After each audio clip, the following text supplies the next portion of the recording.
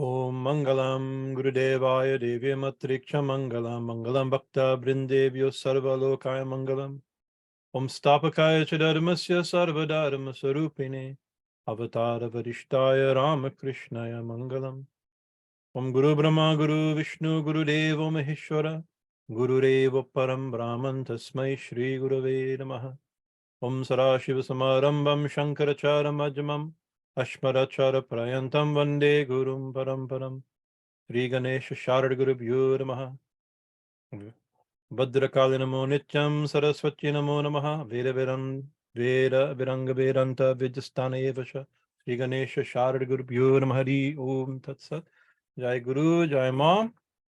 So happy to continue our classes. We took a week off last Wednesday because of Hanuman Jayanti. And our giant Hanuman Jayanti celebration was earlier in the day, but we didn't get finished in time to pull off a class. So I apologize for canceling the class in the last minute. Just a program note, next week we will not have class because of Amavasya. Same type of thing. We'll be too busy throughout the day, no chance to prepare and things like that. So please, I might as well pick up the following week. So actually, after, God, I think 28 classes or 27 classes, something like this, and so much time. We're finally finishing, I think, today. Yeah, we'll see if the mother allows and speeds up my talking, keeps me on track. We'll be finishing chapter 1 of the Devi Gita from the Srimad Devi Bhagavatam. And so it's been quite a voyage even to this point. How much has happened, how much we've discussed, how much has happened in the story, and how many topics we've been able to discuss with the simple narrative of the frame story, and the beautiful prayers and the visions like this that we've been able to meditate upon. So where we are, where this leaves us is the goddess has appeared and granted a boon to the devas, and headed by the Himalayas.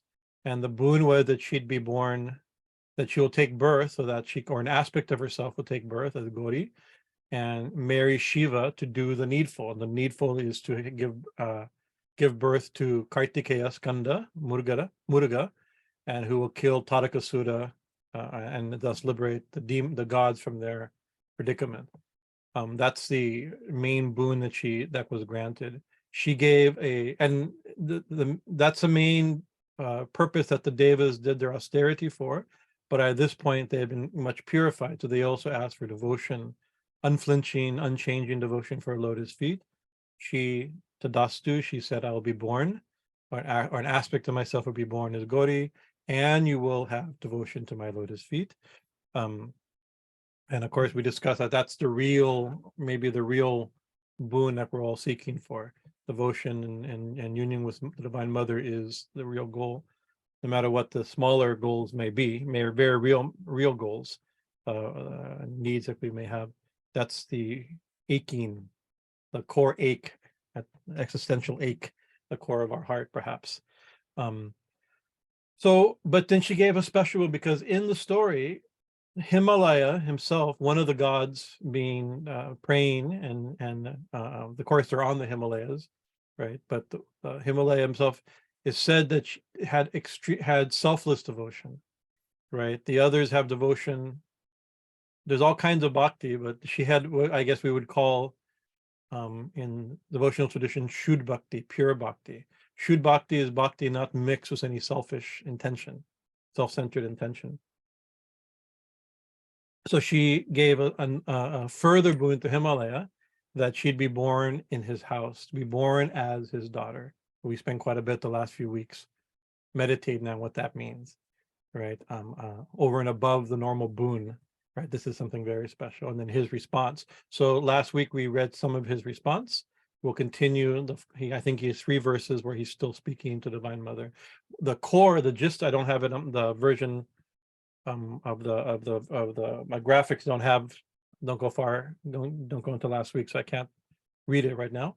But the core of those verses was meditating upon, like how that the whole forever, everyone everywhere will think how blessed I am. Why? Because the world mother will be born as his daughter. I think that's even the title we gave maybe last week's talk. right? When it's online, that the world mother, the mother will be born as his daughter. That is a great, and what a great mystery. He is forever blessed and be described as blessed. And he says the one whose womb holds countless Brahmandas, countless universes, right? The one whose womb holds countless universes will be born in his womb, of course, in his wife's womb, and so that's a great mystery, right? How the infinite, the one who bears everyone, can be born within us. And of course, last week or the previous week we read a verse, a quote from Meister Eckhart, talking about the birth of Jesus, that he may be born 2,000 years ago, and he may be born eternally. But if he's not born in our heart, neither one of these is important, right? Not important enough. It's not that it's not important that God's being born eternally or that was born. The incarnation happened, the salvation of the world, right? But it's not enough for the devotee, right? If he has to be born within us, right? So that being born into the house of the Himalayas can be seen like that. That the birth happens personally, privately, right? Experientially. So such a birth, the Divine Mother being born within, right? That type of intimate, immediate experience of the divine, right? In other traditions, we may call, or in this tradition, what other names may we call this? We could call that liberation. We can call that heaven. We can call that union. We can call that enlightenment. We can call all kinds of things, right? Of course, he's going to further ask for instructions on how to attain union, but this itself is a very high state. However we interpret being born in the house of Himalaya as a daughter, it's a extremely intimate experience of the divine, right? And so the verses today are the first verse, the only verse that continues his response before his questioning, is along the same lines as the previous verses on the world mother being born as his daughter, like this, is the profound significance of such an experience. We'll read that first. Let me see if I can go on mine here. Let's see here. What we go? Share screen. That can be seen. Somebody wave, hopefully. Yeah. Okay, good. Thank you.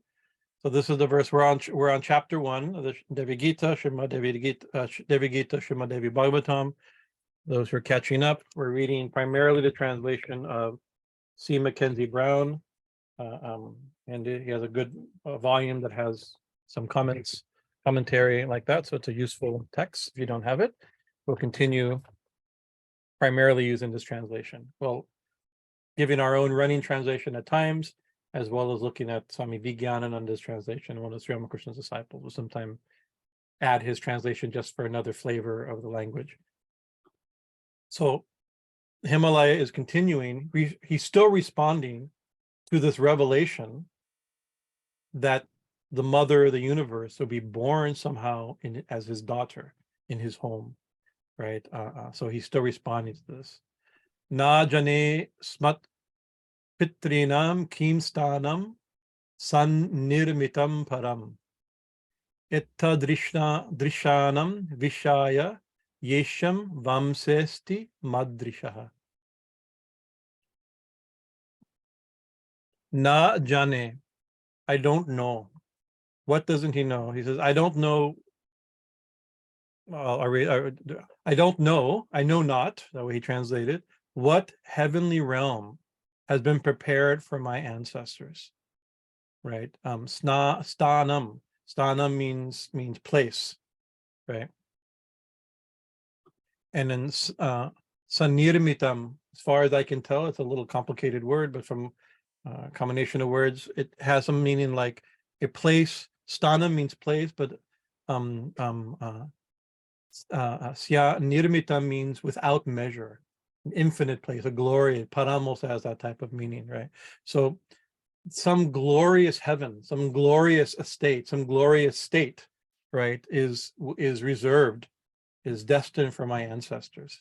And the word for ancestor here is pitrinam, right?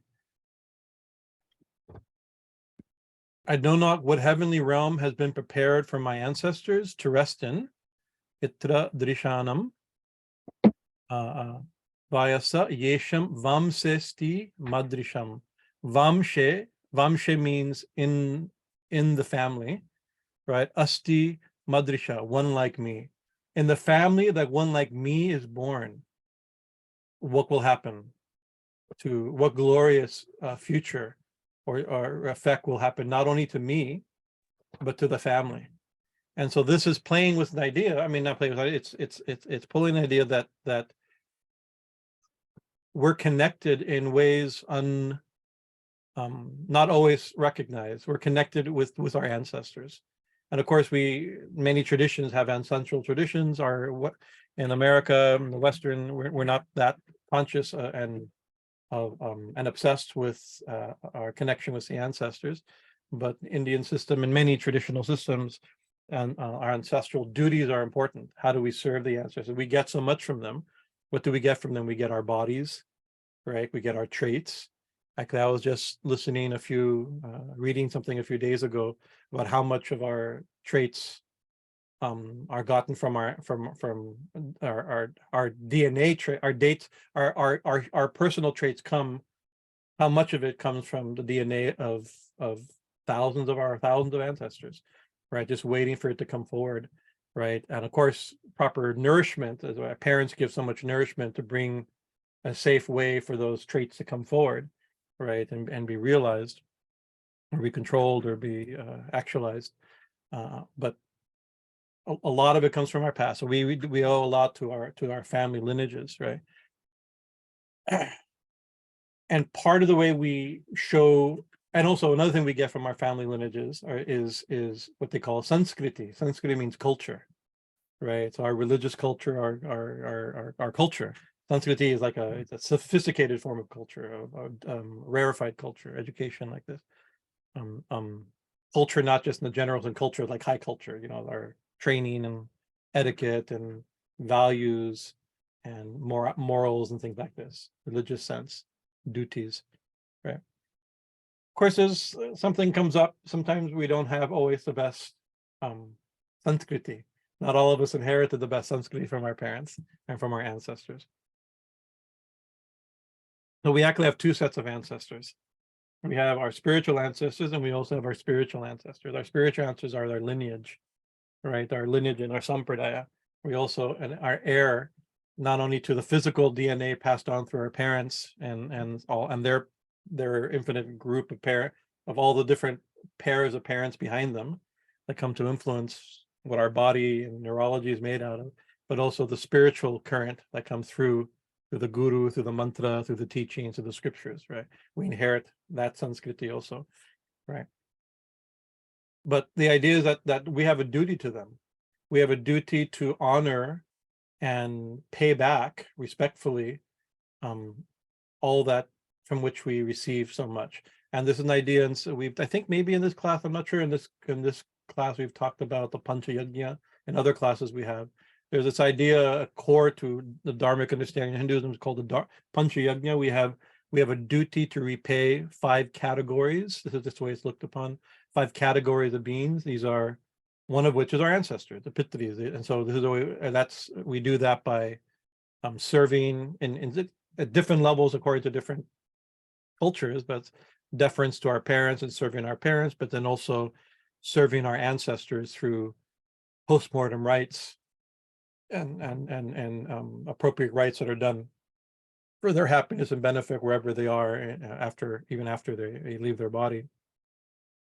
And then, as well as we have to feed and honor and pay back the devas through sacrifice, in which we get rain and food and grains like that. We have a duty to pay back other humans, right, by paying properly for what we get. We depend on each other, right, but also upon charity towards humans, because much of what we're getting, we're not obvious how we get it. We're getting it, we seem to be getting much by charity in this world also. We should also give in charity also to nature and animals. We serve animals and take care of nature and like this, because without animals, without insects, without plants and forests, we would not survive. We get so much from them, we have to serve them also. And then also rishis, the fifth category is, I think, other human beings, ancestors, animals, and devas and rishis. Rishis are our spiritual ancestors from which we get spiritual knowledge. We serve them by practicing spiritual knowledge, by studying spiritual knowledge, right? By distributing, teaching and distributing spiritual knowledge, right? So these are the 5 yajnas. So a very important one of those is towards the ancestors. And so this is done by, a major part of it is done by doing shrad, right? And appropriate rites. These are post-mortem rites that are done when somebody dies, just after somebody dies, and then for generations, not generations, for we're responsible as per tradition to serve and feed on appropriate days with appropriate rites, not just our parents that may have passed away, or our grandparents that may have passed away, but up to 10 generations behind, right? And the reason that number 10 is important, and it's believed, in one of our classes we talked about death and afterlife and reincarnation, different ideas. We discussed this a little bit, but there's a general understanding or belief that after 10 generations is 1,000 years roughly. You can think 100 years for a life, right? So 10 generations is 1,000 years. 1,000 years is roughly what's believed when one lives in Pitraloka before one then takes rebirth or moves into a different stage. And so feeding wherever people are, wherever our ancestors are, in whatever loka, whatever realm they're in ancestral realms, in heavenly realms, or in hellish realms, right, in animal realms, in other realms, we can feed them and give them nourishment. And the Garuda Purana gives much detail on this. This is one of the main texts on how the soul goes, the path that the soul takes after death. It's a very complicated text, and it gives justification for all the rites we do, the yearly, the immediate rites, the 7-day rites, the 13th day rites, and then the yearly rites that are done during special days. Well, Guruji? Yes. Oh, I don't know, maybe you've answered it. Alex is writing, he's asking, is there a corresponding idea of ancestry in terms of reincarnation? Perhaps what you just said, I don't know, Alex, maybe that answered your question. I don't know. Yeah. Alex, can you make your point? Can you repeat? And then before I move on to this, a good point, but I want to make sure I understand it. If you're Sure. there. The question was, do we have ancestors that, in terms of where we've reincarnated, Yeah, that also we need to consider?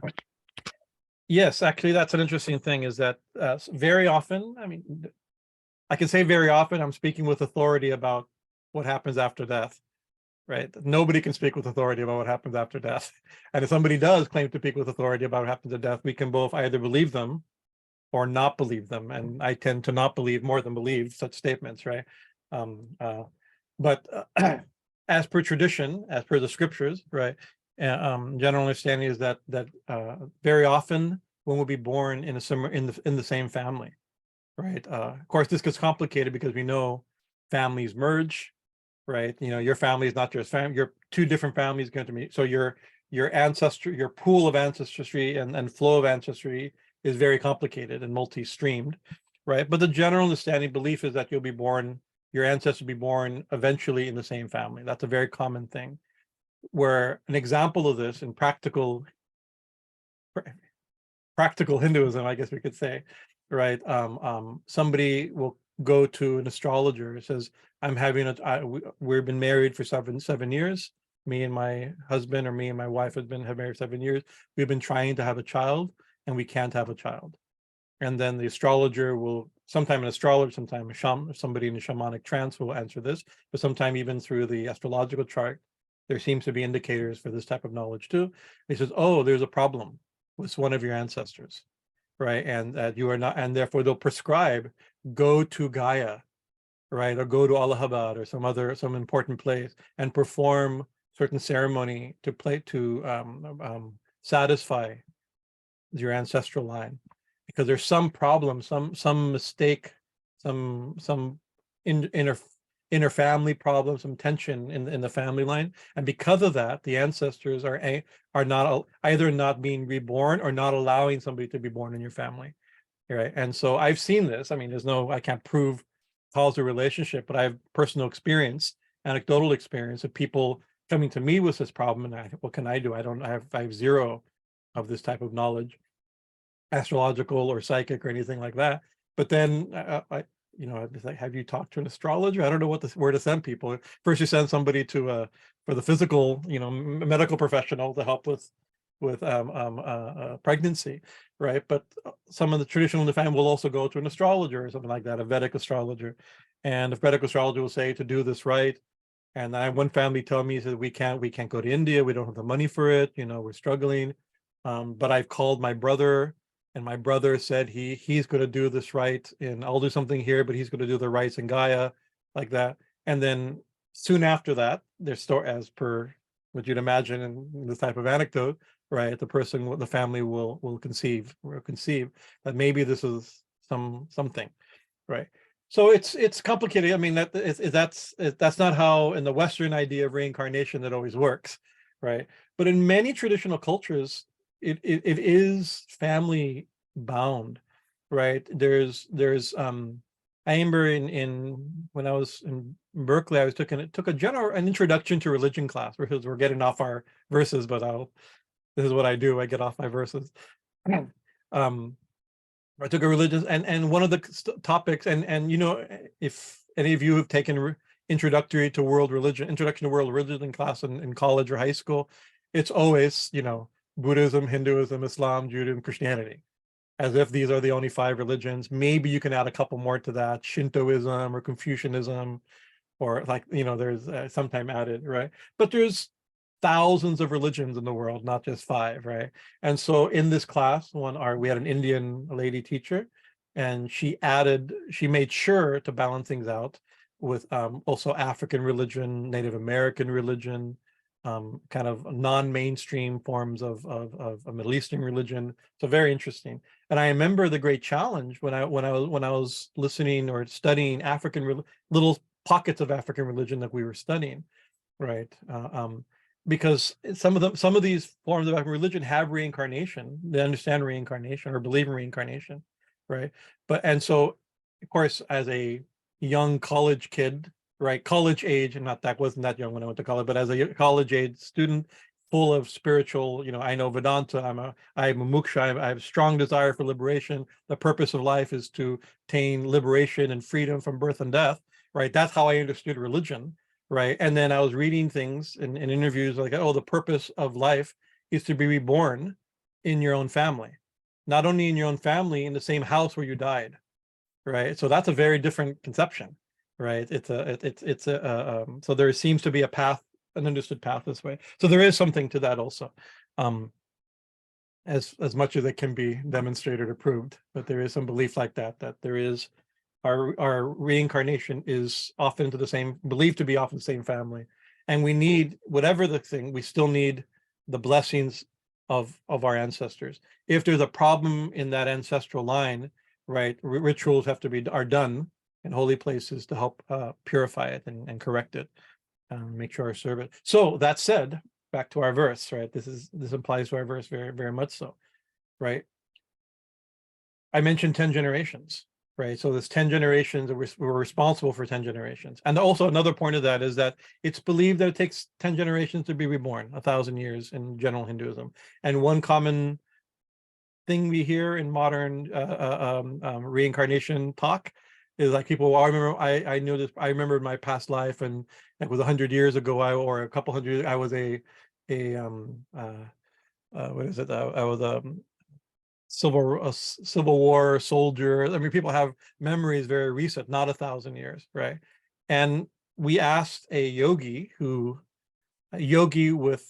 shamanistic tantric type of knowledge, right, many, many years ago, we're talking about this. He says, but people I know, I mean, the claims we hear is that people are people who remember their past lives seems to be not 1,000 years. It means to be 50 years or 100 years, or children who remember where they died and can take you to the place. There's many stories of children who claim to remember their past life and can point, this is where I died, or this is where I used to keep my stuff. And this is, you look it up online on YouTube, there's hundreds and hundreds of such stories.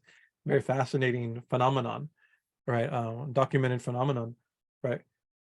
It doesn't seem to be 1,000 years. And then that yogi responded, ah, yes, an impure body and mind are easy to find, right? And so that was very, hit me. He says, to actually, if you're a yogi, to get the right situation to continue your spiritual practice, right? The exact situation is very difficult. It may take 1,000 years for the exact body situation to come where your karmas can fit in, right? Especially for it to be a yogi, to be born where there's Vedic mantras, where you'll be exposed to Vedic teachings or yogic teachings, or to meet a guru, or these are rare things. It may not be easy to get.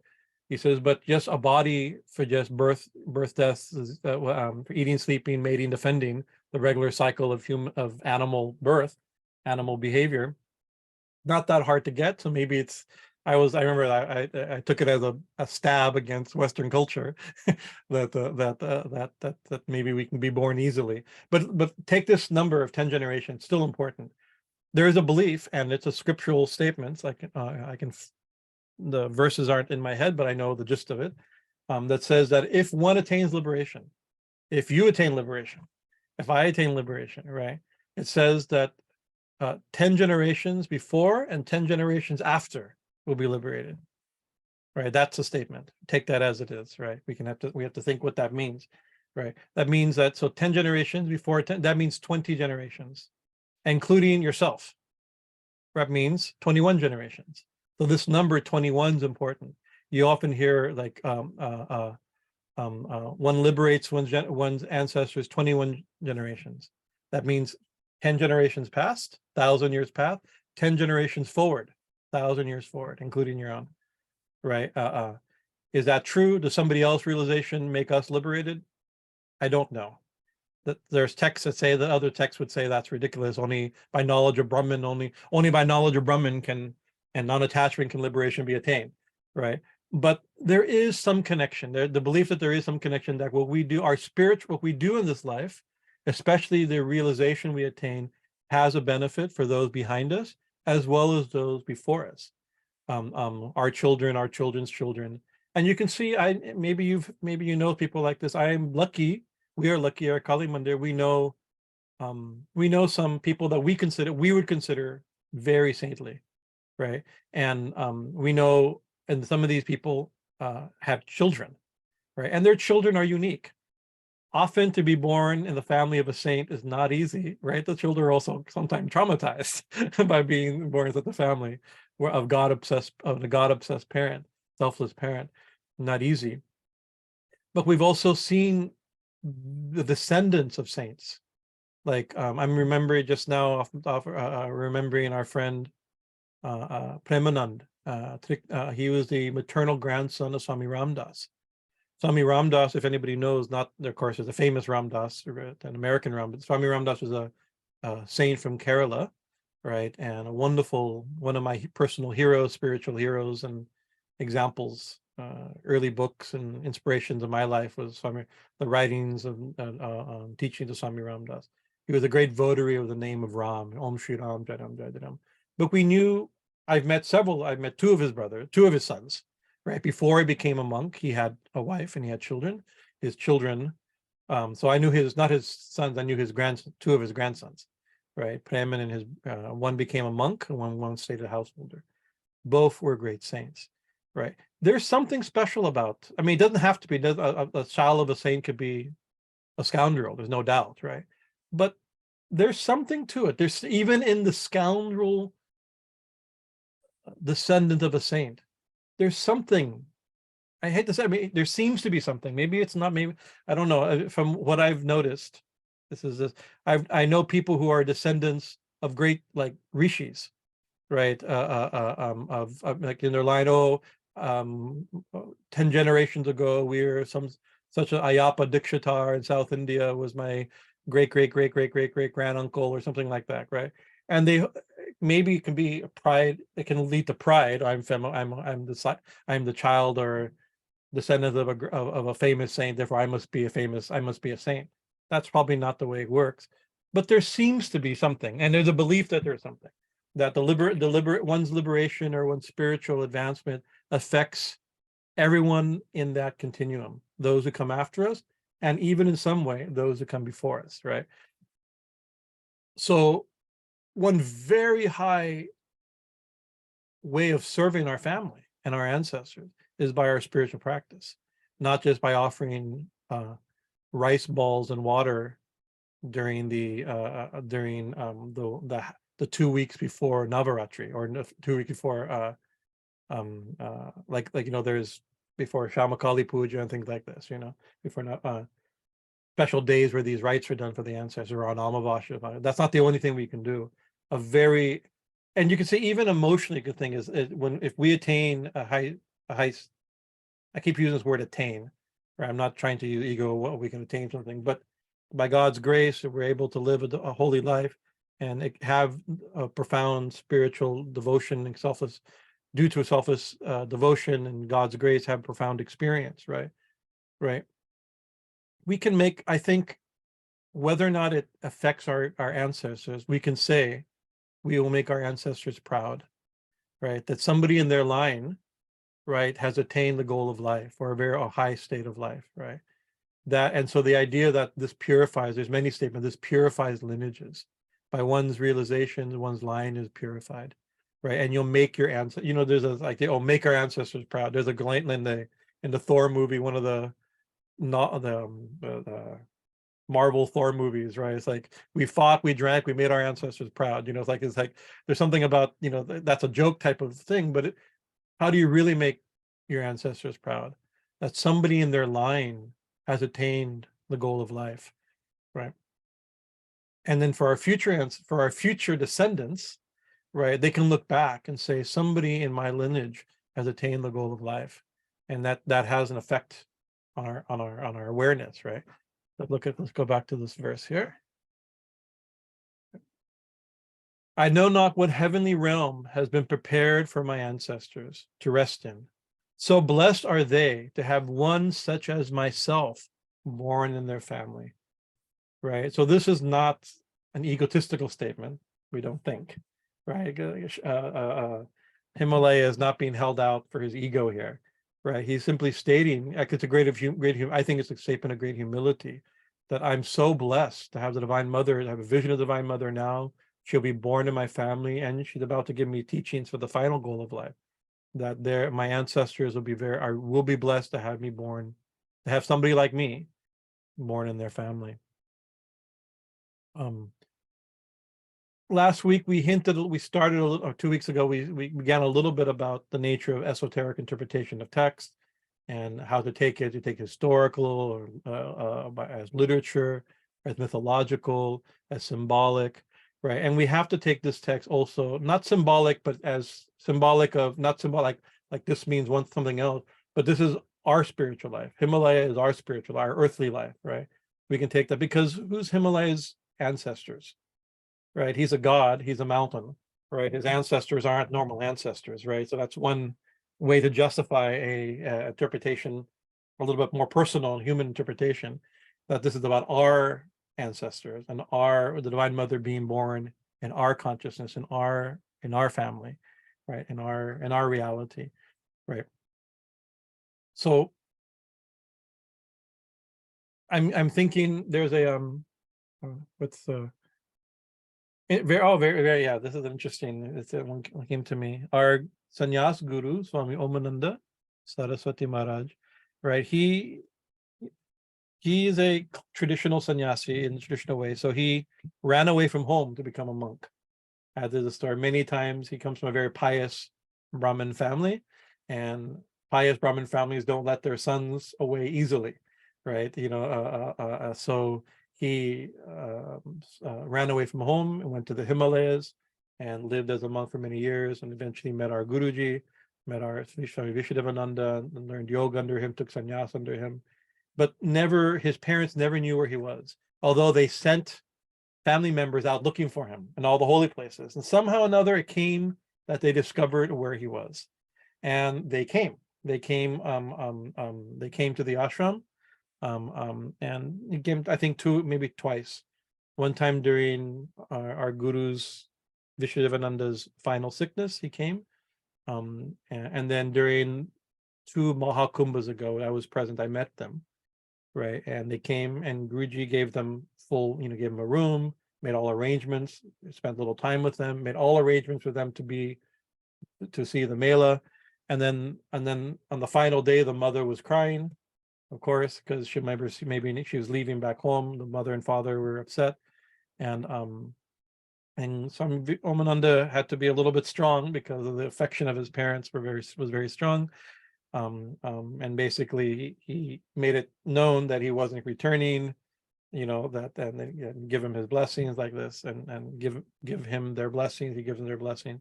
Anyway, it was an emotionally tense moment, as you can imagine.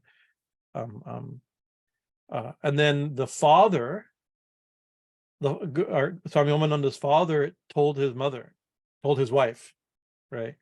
He says, consider yourself blessed to have a sannyasi born in your womb, from your womb. Of course, this is not, sannyasi is just a regular person who's like that, but meaning one of your children has taken this nivritti realm of life, right? You are blessed by this, right? And so that was part of the, the idea that somebody in my family, one of my children, and has taken this other stage of life, right? It's to my benefit, and it's to your credit also, that one of your children. I know in the Swaminarayan Sampradaya, this is a primarily Gujarati Sampradaya, where it's very unusual because most monasteries are empty, right? The traditional sannyas is not, it's a hard sell in the modern age, right? For all the disciplines, right? But the Swaminarayan Sampradaya has thousands of monks, right? And part because of this idea is that, one of my children should become a monk, right? This is, of course, glorification of monastic tradition, but that's part of their idea that at least one of my sons, it's only the monk. Actually, there's a subsect within the Swaminarayan Sampradaya that has women sannyasinis, but the mainstream doesn't. I think it was interesting that the idea that one of my children or somebody in my family will take this life, and maybe even their spiritual life, their advancement may even be my salvation. This is the idea. So this is pulling upon this sentiment, right? There's a scene in the life of, I can't even say the life of Sri Ramakrishna, the life before Sri Ramakrishna, or Sri Ramakrishna's story before his birth, where his father, Kshudiram, went to Gaya in order to perform ancestral rites, actually. Gaya Vishnu is one of the places you go. You puja of Gaya Vishnu, and do rites for your ancestors. So he did that pilgrimage, because actually the same thing, there was a problem in the family. It was discovered that there was a problem in the family lineage, so he had to go do certain rites. And then he had a dream. He was sleeping and he had a dream where he saw Gaya Vishnu, Vishnu with a club in green form of Vishnu, and on both sides was his ancestors. Right, the vision is very, to me, I just get emotional thinking about the scene. He saw Vishnu, and on both sides, surrounded by his ancestors, reciting Vedic hymns. So the ancestors were chanting the Vedas, right? And then Gaya Vishnu says, this is one of the divine stories of Sri Ramakrishna's incarnation. He said, "It is my desire to be born in your home." This is the pre-nativity revelation of Sri Ramakrishna. And Chudiram was so humble, and also very poor, and he immediately said, I'm too poor for you to be born in my home, right? Because I won't be able to serve you properly. There's not enough food. There's not this, right? That I can't feed my children, even, what to speak of you, right? He says, no, I will accept whatever food whatever you serve me, I shall accept that food. And then the dream broke, and he felt, maybe even in my advanced stage, maybe I will have another child. And so that's when, and then later, this was around that time, is the beginning of the pregnancy of his wife with Sri Ramakrishna. That's one of the stories we told, but that scene, if we believe the story, is that he saw Vishnu, and on both sides his ancestors, that whole lineage was working its way to this moment when Sri Ramakrishna will be born in their family, right? That it hits me that the connection with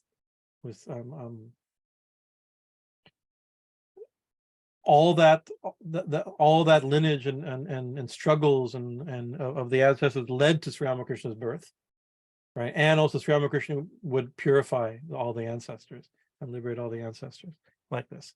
So this verse is kind of is illustrating this. And the reason I'm spending a little time on this verse is because to show that it's about our life, not just about Himalaya's life. Himalaya doesn't have ancestors in the normal sense. He's a mountain and a god. Gods don't have ancestors, and gods don't have, and mountains don't have ancestors in the normal way. So it's about our life. And when the Divine Mother is born in our life, and we have that intimate, profound, intimate experience of holding the one who holds the world within us, it's going to affect the whole. Another thing Sri Ramakrishna said, he says that the purpose of life, he says the purpose of life is Ishvara Labh, or Ishvara Labh, right? God realization, translated God, attainment of God. That's the purpose of life, right? So this also means that one has attained the purpose of life. That means the purpose of all life. Everything is leading to this point. Let's look at the next verse. So that last verse was finishing his praise of her, right? His response to you're being born. She said, I'm going to be born as in your home, right, as your daughter, right? And then so he's responding not just to the fact that she'll be born and saving the gods from their dilemma, not just the fact that she'll grant the boon of a lifelong unflinching devotion to all of them. These are big deals, but she's responding emotionally to this higher revelation that I'll be born in your family. So that the last verse finished that the set of verses of praise. This next two verses will set up the rest of the Devi Gita. This is the final two verses, the three verses of the chapter 1. And let's see, before I say something I don't know. So there's 10 chapters in the Devi Gita. So the next 9 chapters, in a certain sense, will be responding to these two verses, these two sets of questions, right? The Devi Gita is the song or the message, the teachings of the goddess, right? And what she's responding to is these questions. So let's look at these questions. Let me switch pages here.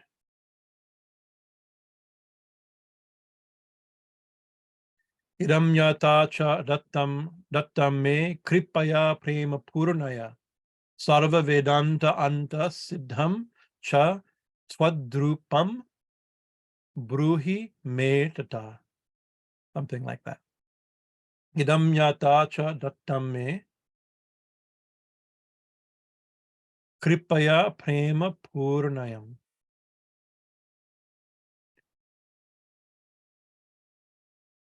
Idaṃ yathā ca dattaṃ me. You've already granted me such mercy, right? Idaṃ yathā, you've already given me so much.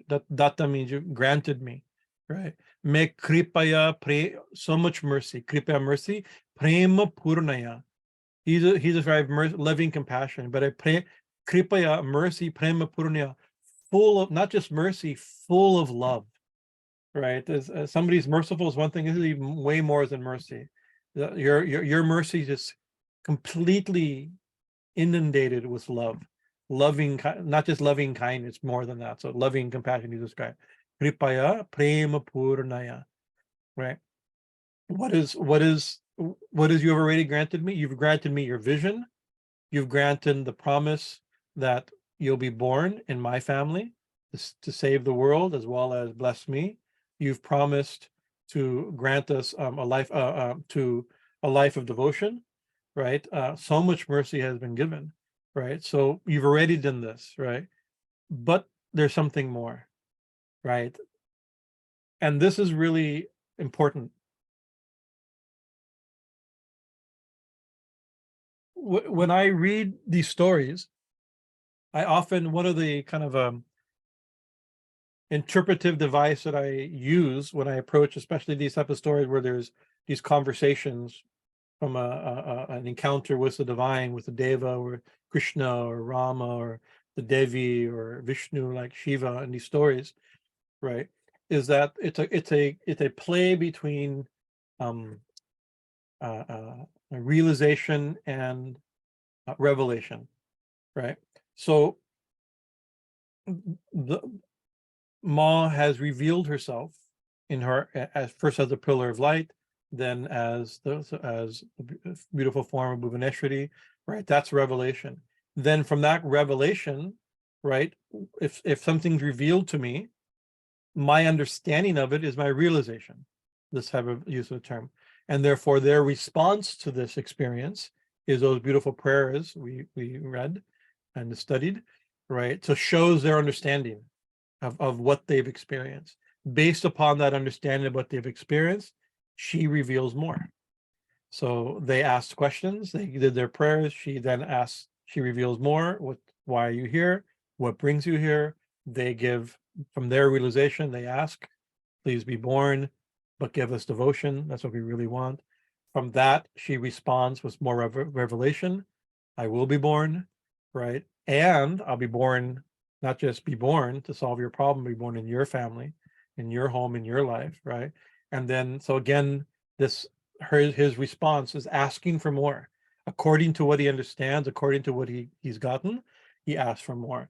This is a nature of dialogue. This is a nature of the guru-disciple relationship, actually, right? According to one's questions, one answer, the guru, or here the Devi, who's acting as guru, answers according to the level of interest, right? At the very beginning of the whole text, chapter 1, first lecture, right? The narrator, Vyasa, is mentioning in general all kinds of stories. And in the stories, he mentions Sati, right? And then Parikshit asks, about Sati? Tell me more about her, right? So all the things that are mentioned, and many things are mentioned in the previous chapter to this chapter 1 here, previous chapter in the Devi Bhagavatam to chapter 1 of the Devi Gita. But according to what, no, tell me more about this. According to that shows the disciple's interest. And then the guru answers, and then the next question leads this back and forth between disciple, guru and disciple, or revelation and realization, this back and forth, right? So his next question shows his level of understanding, right? And his level of understanding must be very great in the story, right? He's seen the Divine Mother, but he's seen her, and something's going to happen. I'm going to tell you almost what, maybe the final verse or almost the final verse of the whole text. He says, in this chapter, she appears before the gods. And the final chapter, she disappears before the gods, in the sight of the gods, that she says, right? That line. So even this experience is a temporary experience, a peak experience for sure. She's seeing the goddess, speaking to the goddess, we getting extreme assurance and promises from the goddess, right? But this isn't, even from this degree thinking, there's something more. What's the next experience? What's the next, I need further understanding, right? And so if he's satisfied, he go, oh, great, thank you. Jai Ma, Jai Ma, Jai Ma. We'll await your birth, and we'll await the marriage with Shiva, and we'll await the birth of Muruga, and the death of and the killing of Tarakasura, and the reestablishment of heaven, and a life full of devotion. Great. It doesn't end there, right? He awaits this revelation, and his vision and this understanding leads to wanting a deeper, more complete, more profound experience, right? And understanding. So this is the next question. Let's finish the question here. sarva-vedantānta-siddhaṃ cha tvadrūpaṃ tadrūpaṃ padrūpaṃ brūhi me tathā. Would you also please, right? Sarva-vedantānta. Explain to me what sarva-vedanta, I'll read his translation first, and we'll go to the word. Would you also please describe to me your true nature as explained in all the Upanishads? That's how he translated all the Upanishads. So of course the word Upanishad isn't in the verse, but we have to understand the verse itself. Swami Bhajanananda translate, O Mother Parameshwari, now describe to me thy real self as exemplified in the Vedantas. That's how he describes it. Sarva-vedantas means in the Vedantas, which is interesting. So what is meant by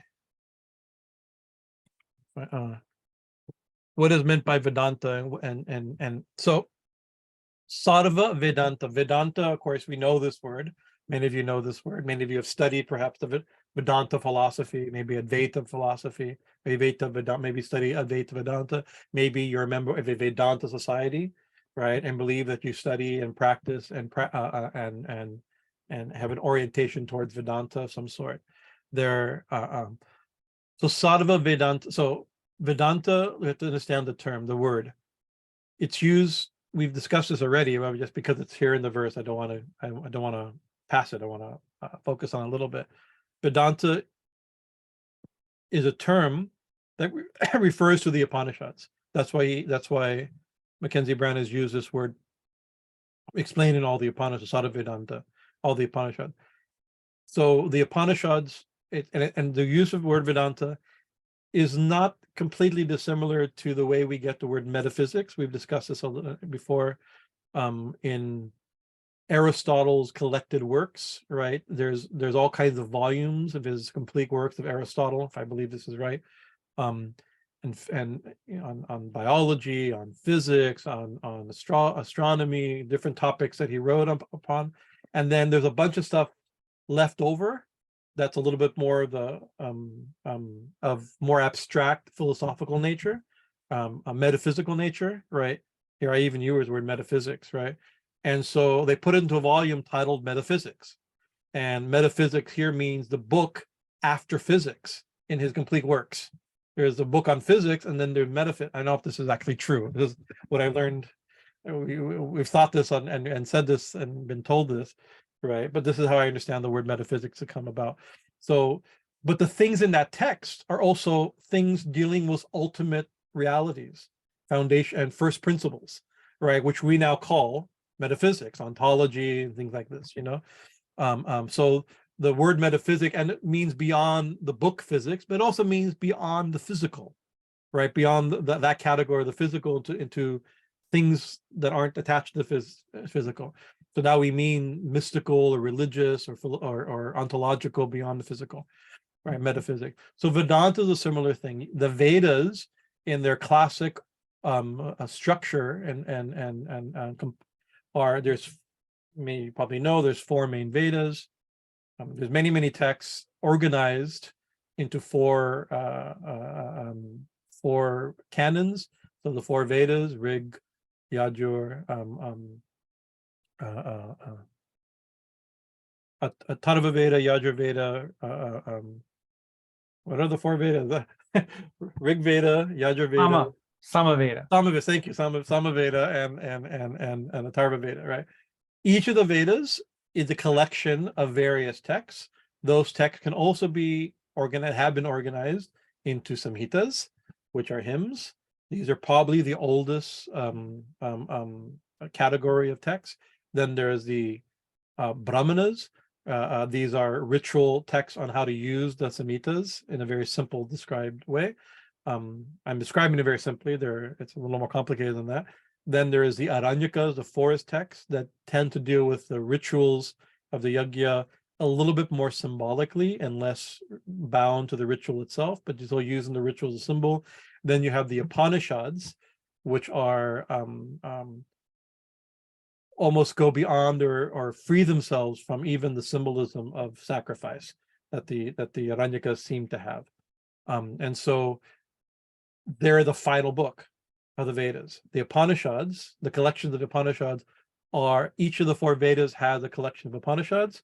Those Upanishads are at the end of the Vedas, and therefore they're called the Vedanta. They're at the end of the Vedas. But just like metaphysic, beyond doesn't just mean after, right? It means ontologically beyond, categorically beyond. So similarly, the end of the Vedas could also mean not just the final section, how the Vedas end, the last chapters, could also mean the conclusion or the essence or the purpose. The end of something is its purpose.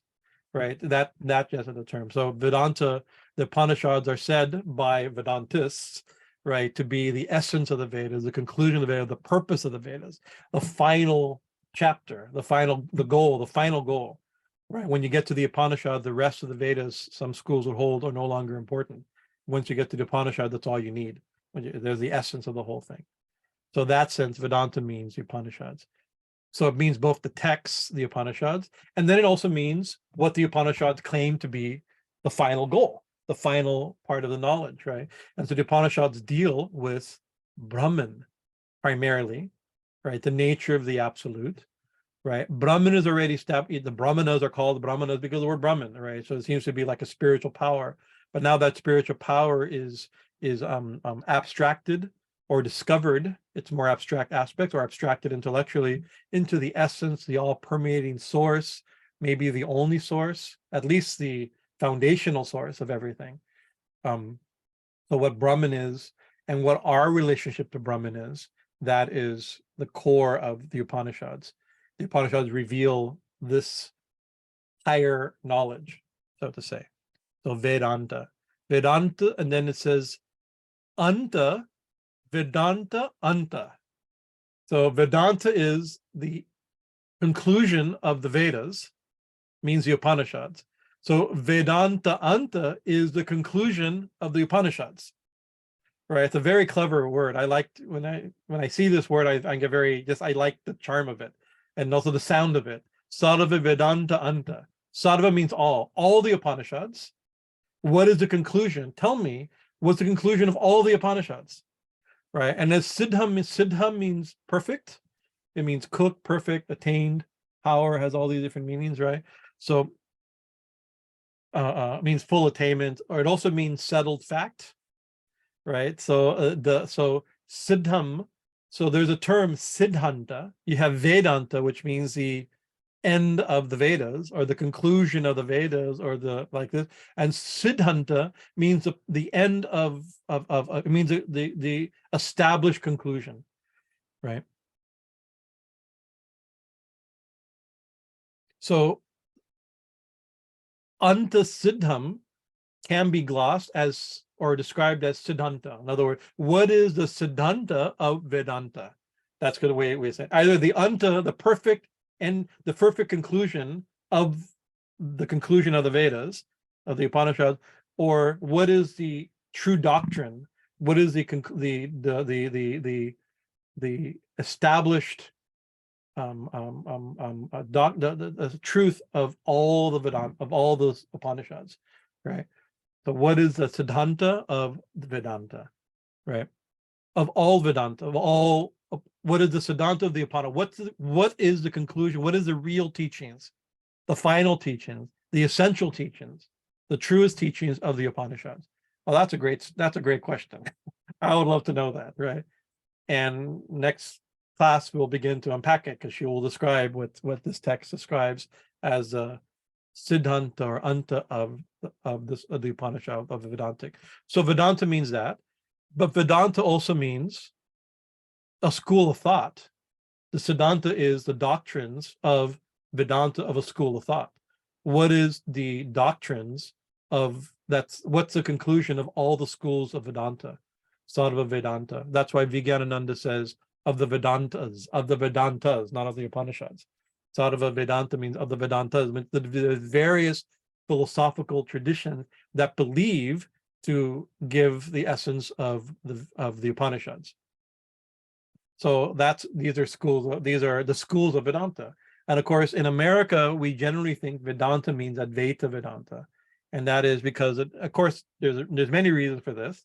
There's historical reasons for this. At that moment when the original teachers from India came to the West, this is this form of philosophy that appealed to people, that they were willing to present. Not all aspects of Hinduism were seen as appropriate by other cultures. So this is one that was people were already interested in. Westerners were already interested. Intellectuals and philosophers and even churchmen were already interested in Vedanta, Advaita Vedanta, this particular school of thought, right? But also, it's not just that. Actually, I'm reading a very good book on the medieval Vedanta Advaita traditions of medieval vernacular Advaita traditions, right? Scholastic Advaita traditions, showing that Vedanta already had a pride of place hundreds and hundreds of years ago in the pre-colonial period. Not just, usually we think of the interest in Advaita Vedanta to be a colonial phenomenon, and it is that for sure. But it's also, it already had a pride of place of sophistication in the ancient, or the super ancient, hundreds of years ago, right? So enough so that this text will also give it a pride of place. Advaita Vedanta will be given a particular, it already had such a good reputation that it had to include it. And so the first few verses of chapter 2 will be basically describing classical Advaita Vedanta, almost Shankara's Vedanta, right? That category of Vedanta will be described, right? But there's other schools of Vedanta, right? So we have Advaita Vedanta of Shankara. Other forms of Advaita Vedanta have also come down, a little different. We have, then Advaita Vedanta means non-dualistic Vedanta, that is only Brahman and nothing else, right? And there seems to be something else, right? But that's only seeming, and then they have to have some tricks in how to describe how we see a world when there's no world, there's only Brahman, right? This is very complicated. We'll go into it in the next chapter. There's also other schools of Vedanta have also tried to describe the nature of Brahman and the Upanishads from different perspectives that aren't Advaitic, aren't non-dualistic. And one thing I want to say about the Vedantic schools in general, they're hermeneutical schools, right? There was a challenge of discussing this is one of our new students earlier today in a class. I mean, in a discussion, Zoom meeting, that the Vedanta is based upon the Upanishads primarily, but also on the Gita, right? And upon the Brahma Sutra, or the Vedanta. We even call it the Vedanta Sutra or Brahma Sutra. And the Brahma Sutra is an attempt to systematize the Upanishads, right? And there is, at the time when the Upanishads were being, we also hold that the Upanishads are eternal and the Vedas are eternal and unauthored, right? Still, there's a period of time when they were being compiled and written, authored, if you would, right? We can date each Upanishad can be dated with relative accuracy, some more or less accuracy. Around the time of the Upanishads, the old Upanishads are being formulated. At the same time, there was other things happening in India. The rise of Buddhism and Jainism, Buddha and Mahavir both, almost to the year, almost at the same period of time. And Buddhism and Jainism gave a good challenge to the Vedic Brahminical tradition that accepted the uncaused, unauthored, eternal Vedas, ever perfect Vedas, as the pramanas, the evidence of spiritual reality, right? And so the Buddhist challenges that, but they're not reliable, they're not unchanged, right? They're complicated, they're repetitive, and they're inconsistent. There's internal contradictions. This was the challenge, right? And so the response, Vedanta is a response to try to show, there's one way to understand Vedanta and the schools of Vedanta, that a way of interpreting the Upanishads that allows that they present a single systematic theological philosophical picture. It's a systematic system. That's the wrong way of saying it, but no problem. You know the vocabulary to say what you want to say. And so the different schools of Vedanta have tried to say, no, by understanding radical non-dualism, you can make sense of all the Upanishads are one consistent, non-contradictory source that describes Advaita. Advaita is a way to understand all the verses. Other schools of thought, right, devotional Vaishnava schools, also looked at Vedanta, at the Upanishads, and saw the way to integrate and to understand it and to interpret it is not through Advaita, but through a Dvaita, through like Madhava gave an Advaita system, or the also called the Tattvavada, the dualistic system, said that no,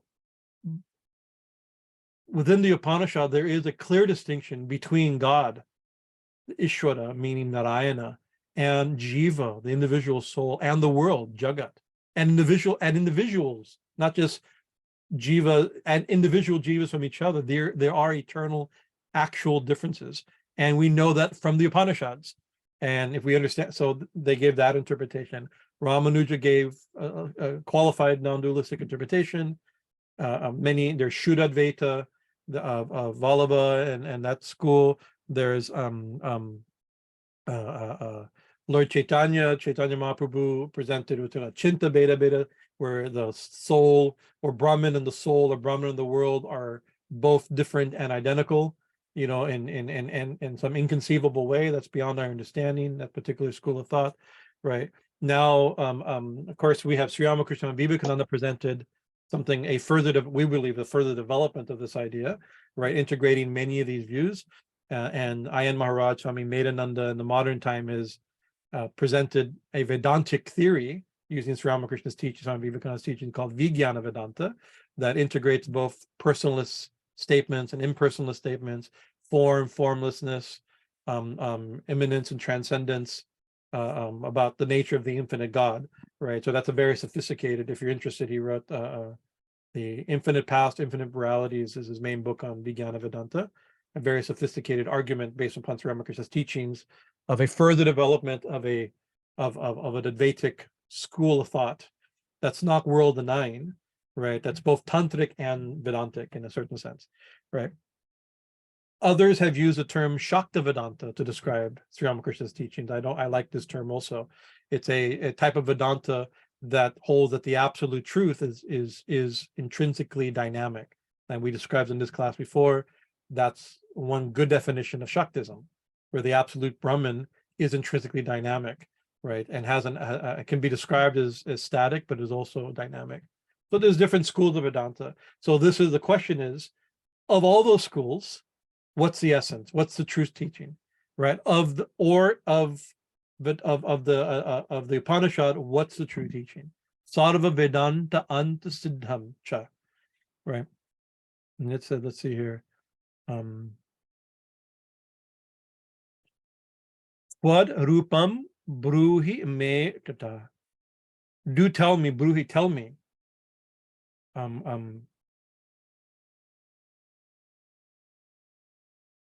Cha tvadrūpaṃ, your form. Tvadrūpaṃ, your form. Form, of course, we're assuming a certain school of Vedanta when we admit that Ma has a form, right? But form, Rupam could be form or could be your nature, what's your essence, what's your real nature. Please describe for me your true nature as explained in the Upanishads. So this is awesome. The statement is so good, right? Because I have to admit, I'm not expert. I mean, we've studied appropriately. I'm a Dashnami sannyasi, which means I'm a sannyasi of a Vedantic lineage coming from Adiguru Shankaracharya, who is the founder or great exponent and propounder and debater and preacher of a particular school of Vedanta, Advaita Vedanta, right? Non-dualistic, a particular school of Advaita Vedanta, right? And so, of course, we have to have some knowledge of Advaita Vedanta, and we have some knowledge of Advaita Vedanta. Our gurus have taught us, and we spent our lives studying Vedantic texts and things like this. But I'm also a Shakta, so by devotion, I'm focused on Devi, on the Divine Mother, right? And our view of the Divine Mother, that she's not a temporary, unreal form superimposed upon the only true, non-dual, non-dynamic, static Brahman, right? That's not our view. Philosophically, I can understand the point, and I have no problem speaking that way, but that's not really my own personal view, and I don't believe it's the view of Sri Ramakrishna and Vivekananda and some of the saints that we sometimes assume are speaking classical Advaita when they're not, right? They're usually speaking something a little bit different. And so we love the Devi Gita and the Srimad Devi Bhagavatam for its radical, high Shakta philosophical stance, right? And the next few verses, the next 5, 6, 7 verses in the first of chapter 1 are going to present a school of Advaita Vedanta, the classical Advaita Vedanta, that makes me a little bit uncomfortable. Not because I don't agree with it, it just seems weird that the Devi is speaking it, because it's a view that seems to go against some of the philosophical underpinnings of the Shakta tradition and of the tantric tradition and of the Devi Bhagavatam itself, right? And so we'll discuss as we get to those verses. We'll give maybe possible justifications of why this is being done. There are reasons why it's being done, but whatever the reason, let's just assume no.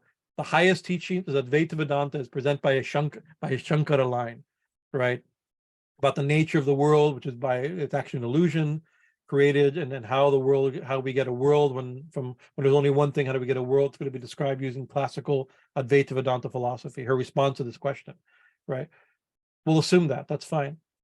But remember, it's realization and revelation. Within the question is their realization, is the Himalayas realization.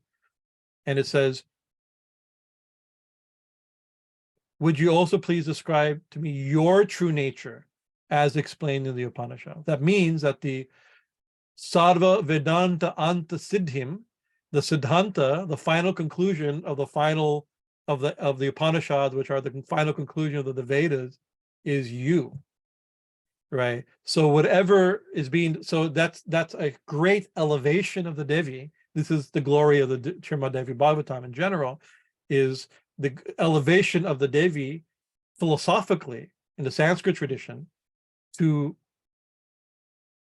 not identical to Brahman, as she's Brahman, right? The Devi is Brahman, right? That's what this, so the question is already, no matter how she's going to explain it in a way though, well, that doesn't really go with Shaktism or with the Parinamavad compared to Vivartavad and all these different particular things we'll discuss next time, of how the world's created and what the world's made out of. Is it her? Does it exist really?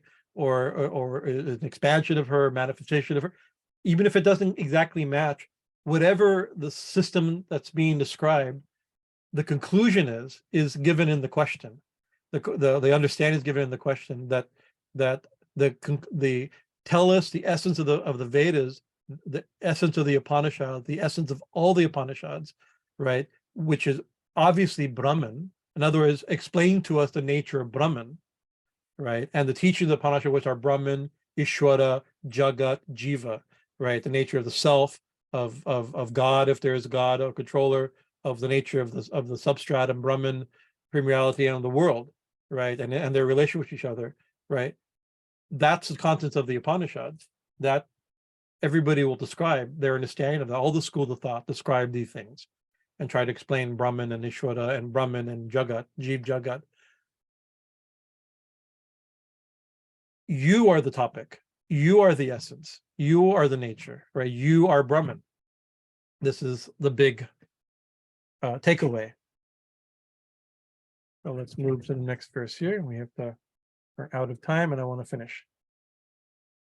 As you have already granted me the favor through your loving compassion, would you also please describe to me your true nature as explained in all the Upanishads? She'll do this.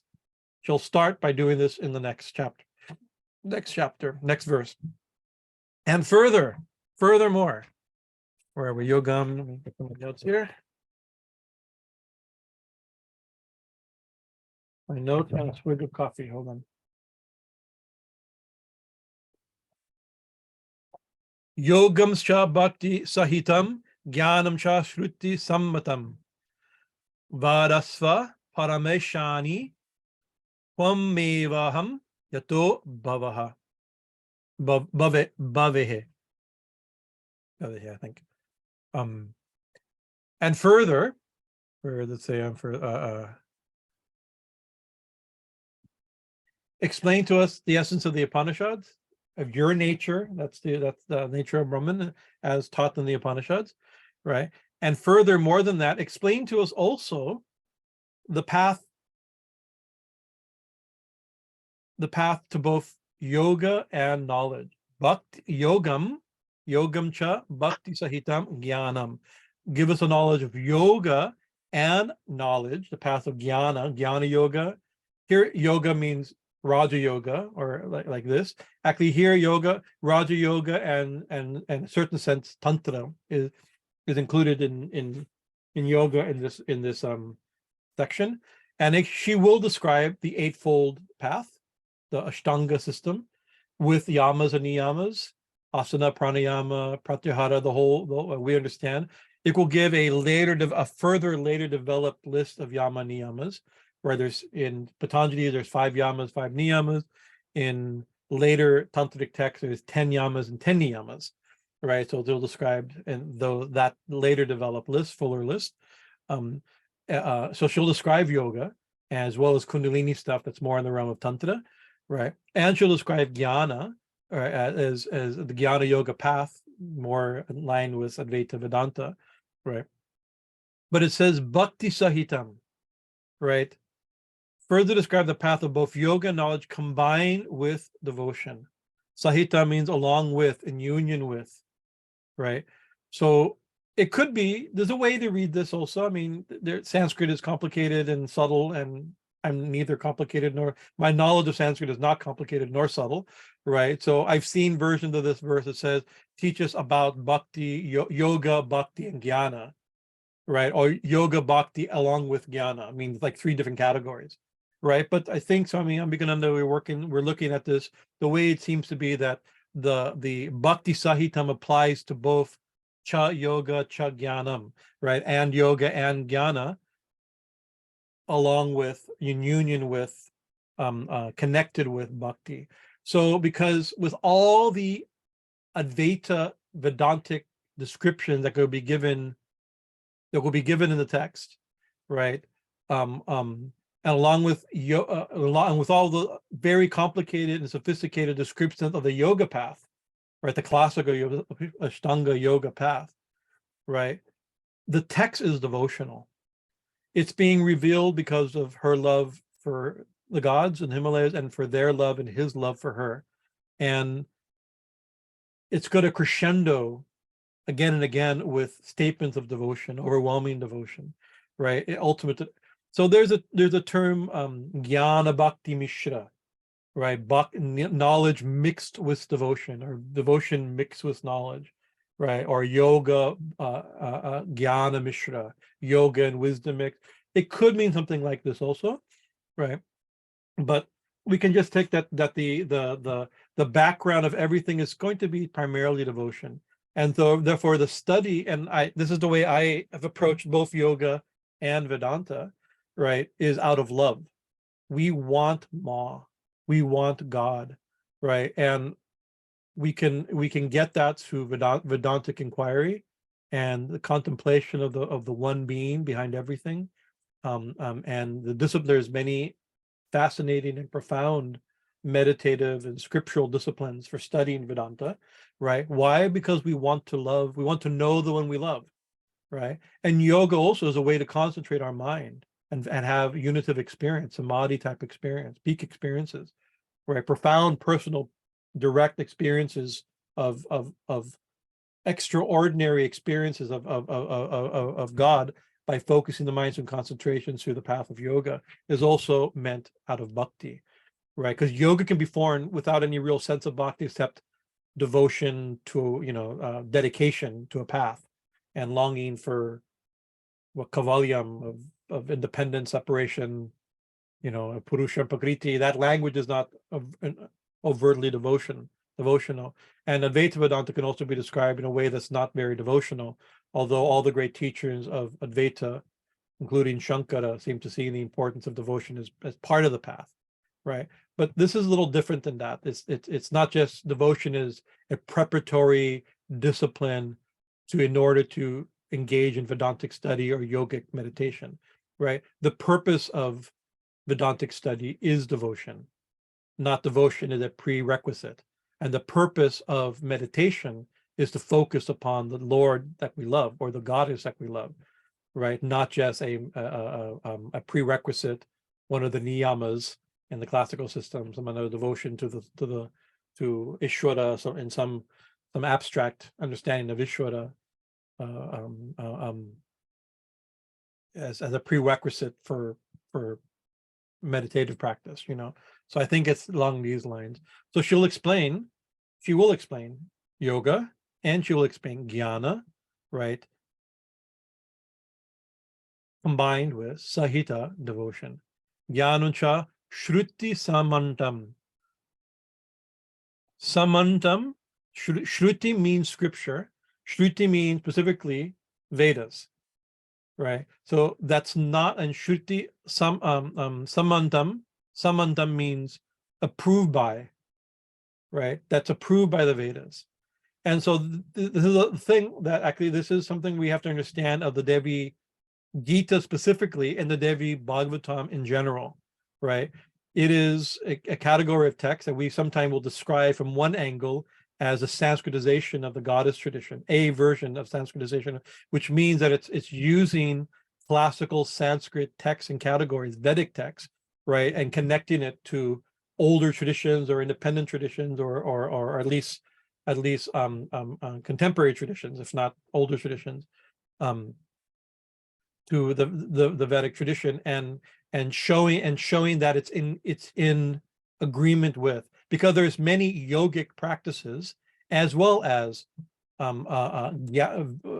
many practices that are not approved of, they're not described in the Vedanta or in the Vedas, right? Or may have a source independent of the Vedanta or the Vedas, or may be against the teachings, right? They may be against the teaching of Vedanta or Vedas, or may reject the teachings of Vedanta and Vedas, right? And so I like all those. Those are all fascinating categories of traditional knowledge, right? This is a move in a different direction, or showing that independent of all that, there is within the Vedas themselves, there can be this in the Vedas themselves, or this is the claim that this is, that the goddess herself, right? Yoga, Vedanta, Jnana, right? And the goddess is Vedic, right? Is at least not against the teachings of the Vedas. Later, she'll actually say, we can accept other texts like the Tantras and the Puranas if they don't go against the Vedas. The Vedas is still the final pramana, the final sense of authority, right? For this category of text. Not all Shakta traditions and yogic traditions and tantric traditions play so much deference to the Vedic tradition and the Vedantic tradition, but the Devi Gita and Devi Bhagavatam overtly does. That's one of its characteristics. It's a great moment. It can be seen as one of the important steps or of attempts to do this. Other texts go further in that direction. Other texts leave this type of argument way behind, right? And just the Vedas are insignificant again compared to the Tantras or the Vedas, or even we show our knowledge of the goddess by rejecting the Vedas or doing things against the Vedas. That's not this. This is not this type of text. It's not that category of text. This is tell me what's the essence of Vedanta, the essence of the Upanishads. That's you. Tell me about you, who's the essence of the Upanishads. Show me the path of jnana and yoga combined with devotion, that's also not against the Upanishads or the Vedas, not against the Vedic tradition, right? And then it says, Vedasya parameshani, parama ishani, supreme. So param, like Parameshwari, this is another way of saying Parameshwari. Param ishani means, oh, supreme, ishani, controller. It's not just controller in a general sense. This is emphasizing, underlining, circling, and stamping, pointing to the female controller, right? The goddess, right? This is the victory of the goddess philosophically, right? That she is the Brahman. See, there's a great moment, like you see in the Gita, Krishna says, by the Vedas, I am to be known, right? So that can be seen in the Mahabharata and the Vaishnava tradition that feeds the Gita, right? Where Krishna is not just an external deity. There's a sectarian deity of the Vyasa sect and all these like, he is the goal, the one the Vedas declare is Krishna. He's not only his teachings and the texts like the Gita are not just Vedic, they're the goal of the Vedas, right? By you accept Krishna and his teaching in the Gita, you get the essence of the Vedas. Then he says things like, don't be bewildered by the flowery words of the Vedas, but by the Vedas I am to be known. I am the goal of the Vedas, right? So similarly, this is the same type of move and there's a lot of parallels between the Devi Gita and the Srimad Bhagavad Gita, right? This is a similar move in here that by the Vedas, by the Upanishads, by Vedanta, by yoga, by bhakti, and by jnana, I am to be known. The Devi is to be known. She's the essence. She's Brahman. She's Ishvara. She's the supreme goddess who has two primary forms in the Devi Gita as the self of all, as Brahman, right? And as the supreme goddess, Bhuvaneshwari, who lives eternally in her heaven world. And then that world is taken a very tantric interpretation as being everywhere, included in our body. She's everywhere. She's in her highest heaven. She's everywhere. She's Brahman and she's the ruler. She's Brahman and the creator, right? And you'll see, many of you already know, some schools of Vedanta don't give the goddess specifically, but even a god or goddess, a personal form, that type of importance. So this is a triumph of the goddess, you could say, or the elevation of God, but it's also the triumph of theism, right? This is the theistic understanding of Vedanta. This is a school of theistic Vedanta that's also Advaita, right? But not just theistic. It's not just a god. It's a Swamiji, what's the term? Not theistic, theistic. Is that it? Like, right? Theistic. It's not just the belief in God. It's a belief in the goddess, right? And it's very the gender of Brahman is being underlined in this verse, I believe, and throughout these verses, it's being done like this. Explain these, O Vadasva. Explain this, O Paramesh Ishani, right? Tvam evaham yathā yato bhaveha, right? By which I may become bhavaha, one with you, right? So that's given this non-dualistic type of goal, but I can become one with you. And of course, that's not every school of Vedanta and every school of Shaktism and every school of yoga or Vedanta hold that union, quantitative or qualitative, in any type of union with the goddess is necessarily the goal, but that is being held up in the Devi Gita and the Devi Bhagavatam as the goal, at least the Devi Gita, this conversation, as the supreme goal or the supreme goal, right? And this is what he's asking. Give me that knowledge, Vedantic knowledge, yogic knowledge, jnana knowledge, bhakti, pinj with, and because of devotion, and devotion is here, I want to be one with you, one with your essential nature. And she'll say later, by this, you'll have union with my essential nature, right? We'll describe what that union could possibly be. So, final verse, because it's now 8:30. Let's see here.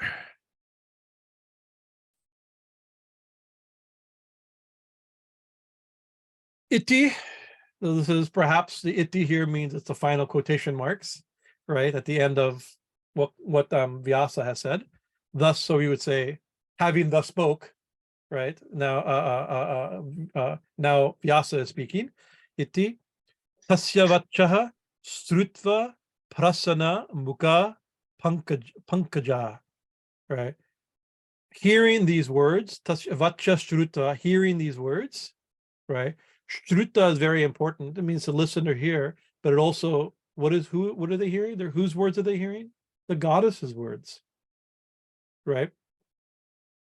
We hear the goddess's word. Now she's hearing the this is the revelation. Now this is let me take that back. This is the Vyasa speaking. Sorry. Vyasa says, hearing these words of the Himalayas, with her lotus face kindly disposed. Prasana means delighted, right? Mukha means face or mouth, or smiling, delighted, with her face full of delight. How what a beautiful word. Hearing these words, what are the words of the Himalayas? What are the words? Teach us Vedanta, teach us yoga, teach us jnana, along with connected with bhakti, about your essential nature. How do we attain you? Right? This reveals her reveals Himalaya's realization. Hearing this question is extremely pleasing to her. She becomes delighted. There's a huge smile on her face. He describes it as actually he says mukha pankaja. Pankaja means lotus. Blue, so you can see blooming, her face, her mouth blooming like a lotus was delight. Hearing this, the new blooming lotus very often is a sign of more revelation, right? That's a symbol of the lotus, right? Then it says the mother. This is the final verse. Somebody has their sound on. I don't know who it is, but if you can. In fact, I figured it out. Okay. Where is it? Let's see. Vaktum arabata bantaha ambasa rahasyam shruti guhitam raktam arambata. So she began Amba, the great mother, the mother began to speak. Right? What she saw means she, the mother, began to speak. The mother undertook to reveal. What is she revealing? This is very beautiful. Rahasyam shruti guhitam. Rahasyam means secret. Right? This is secret knowledge. Shruti means scripture, means Vedas. Shruti and Smriti, we've talked about this before. This means again Vedas. So he asked, give me the essence of the Vedas. And then she reveals, the next chapter will start, the secret. And then the Shruti Guhita also means secret. It means hidden, it means cave, it means womb, right? It also means secret, right? It means hidden. Something you put in a cave is you hide, right? So she reveals the secret, rahasyam, that's hidden in the Vedas. Shruti Guhitam. Guhitam refers to it's attached to the Vedas, right? So he says the teachings, she reveals the mystic teachings. Here, mystic is probably his translation of rahasya. Mystic also means hidden, or esoteric is another way we maybe described it, right? The secret teachings, the hidden teachings, the esoteric teachings, right? That are hidden in the Vedas. The Vedas have hidden. So that's an idea of the Vedanta also. Vedanta is the essence, the secret teachings that are there. And actually one definition of Upanishad is secret teachings. That's a clear, some translations I have, so that it ends with thus this is the Upanishad. It says this is the secret. It ends the final verse of many Upanishads, thus says the Upanishad. Translated often is this is a secret teaching, right? Whatever the presented the Upanishad. There's many scenes in the Upanishads, like we've talked about this before, where the idea of karma first gets really developed as in the Upanishad, where a guru takes a disciple to the forest, right, and holds him by the hand, pulls him close. In other words, this is even away from the other disciples, and begins to describe, right, for the first time in textual history, right, good acts lead to happiness, bad acts lead to suffering, right? Even that idea of karma, which now we take all we use karma flippantly and incorrectly so much, right? But it's a given idea, but it wasn't always a given idea. That type of intimate cause and effect relationship appears in an early Upanishadic text as secret, in a secret text as secret, right? So the Upanishad means secret teachings. Vedanta is the essence or the end of the Upanishad. So this is the hidden teachings. So this is, and we can describe that as mystical, or we can describe that as esoteric, right? Inner essence, so to know, so that means when something is secret, right, that means it's told by a guru to a disciple. It's not publicized, right? So are we doing a mistake here? We're talking in a very general way, and in our secret enclave here on Facebook and on Facebook and Zoom here, right? This is our secret Upanishadic Gurukul in the forest, right? Because Swami Vivekananda said that the Vedanta now needs to be preached openly, right? It can be preached open. It doesn't have to be hidden in monasteries and in caves and in forests. It can be preached. So we're describing things openly, but still, who is ready to hear, right? Even if we make the Upanishadic knowledge available, which it is now, www.coolsecretvedanticknowledge.com, you'll find everything is there. All texts are translated, good commentaries, modern commentaries, ancient commentaries, traditional explanations are there, right? We have shelves of them, but still, who's qualified to hear? Who's ready to hear? You have to also be ready to hear. That's part of the science or the secret of, or the mystery of the guru disciple. According to one's realization, one is ready to hear at level of meaning, right? And also the idea of Upanishad as secret, hidden, secret teachings or hidden teachings is that there's an outer meaning and inner meaning. That's another level of esoteric. Sometimes there's an outer meaning, sometimes inner meaning. That's one way of interpreting certain thing, but the Upanishads don't exactly have that.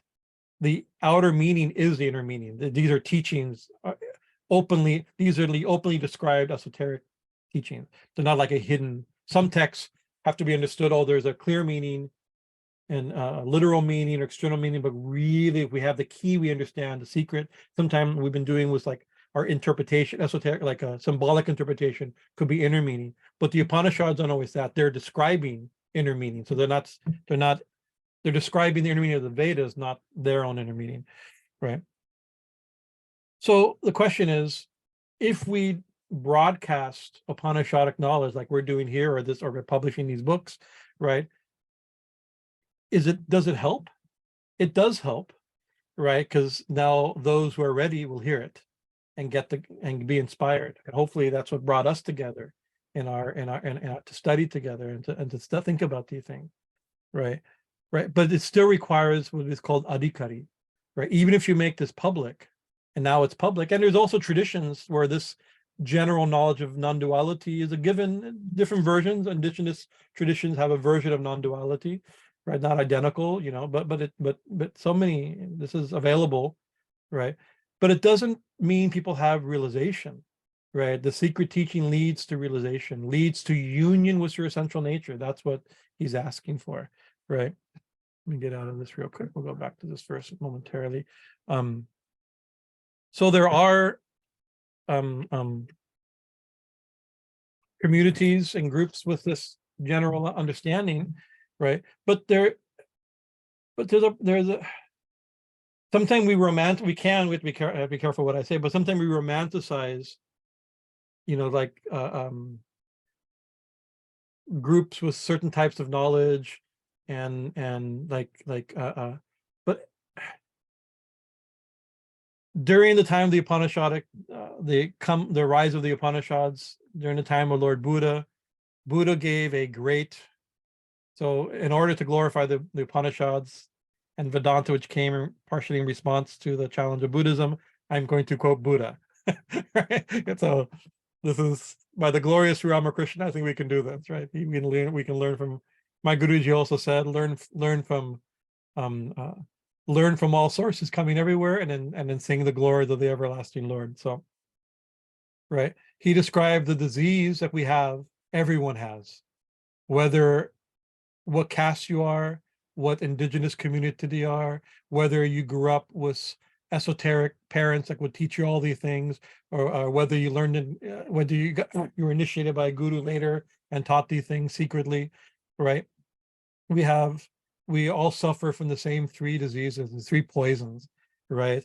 Raga, which is greed or lust, right? Dvesha, or hatred and anger, and moha, ignorance or delusion, right? Everyone, no matter what your worldview, right? It's nice. One Swami told me, it's good that we have this tantric organic knowledge that God has become everything, God's everywhere. We're one with God, with the goddess in a very real sense, right? But just knowing that or hearing that, it's good if our worldview happens to match reality, and this happens to match reality, he said, right? But there's people who believe this or know this or hear this, but still, because of raga, dvesha, and moha, it's the same as everybody else. Everybody has these three diseases, right? So there is qualification for making proper use of this, and the goddess herself will describe some of these very things, and has already described some of these very things, right? And there's a classic in Vedantic study. There's prerequisites. You have to have some level of discrimination, some level of discernment, of non-attachment, right? Of a desire for real. You can know that God's everywhere and that there's only Brahman, and that Brahman can be realized. But if you don't want to realize it, what does it matter? That's just more knowledge, or that's all people believe all kinds of stuff. This is just a cool belief that one has, right? But if you're not hungry for it, what does it matter? What does it matter to believe there's food somewhere if you're not hungry for it? And you don't search for it, it doesn't lead you to search for it, right? Hunger, mumuksva, moksha is the most important thing, right? And then also in classical Vedanta, they call the six shan sampati, the six qualities, like, what maybe I have them here. Control the senses, calmness,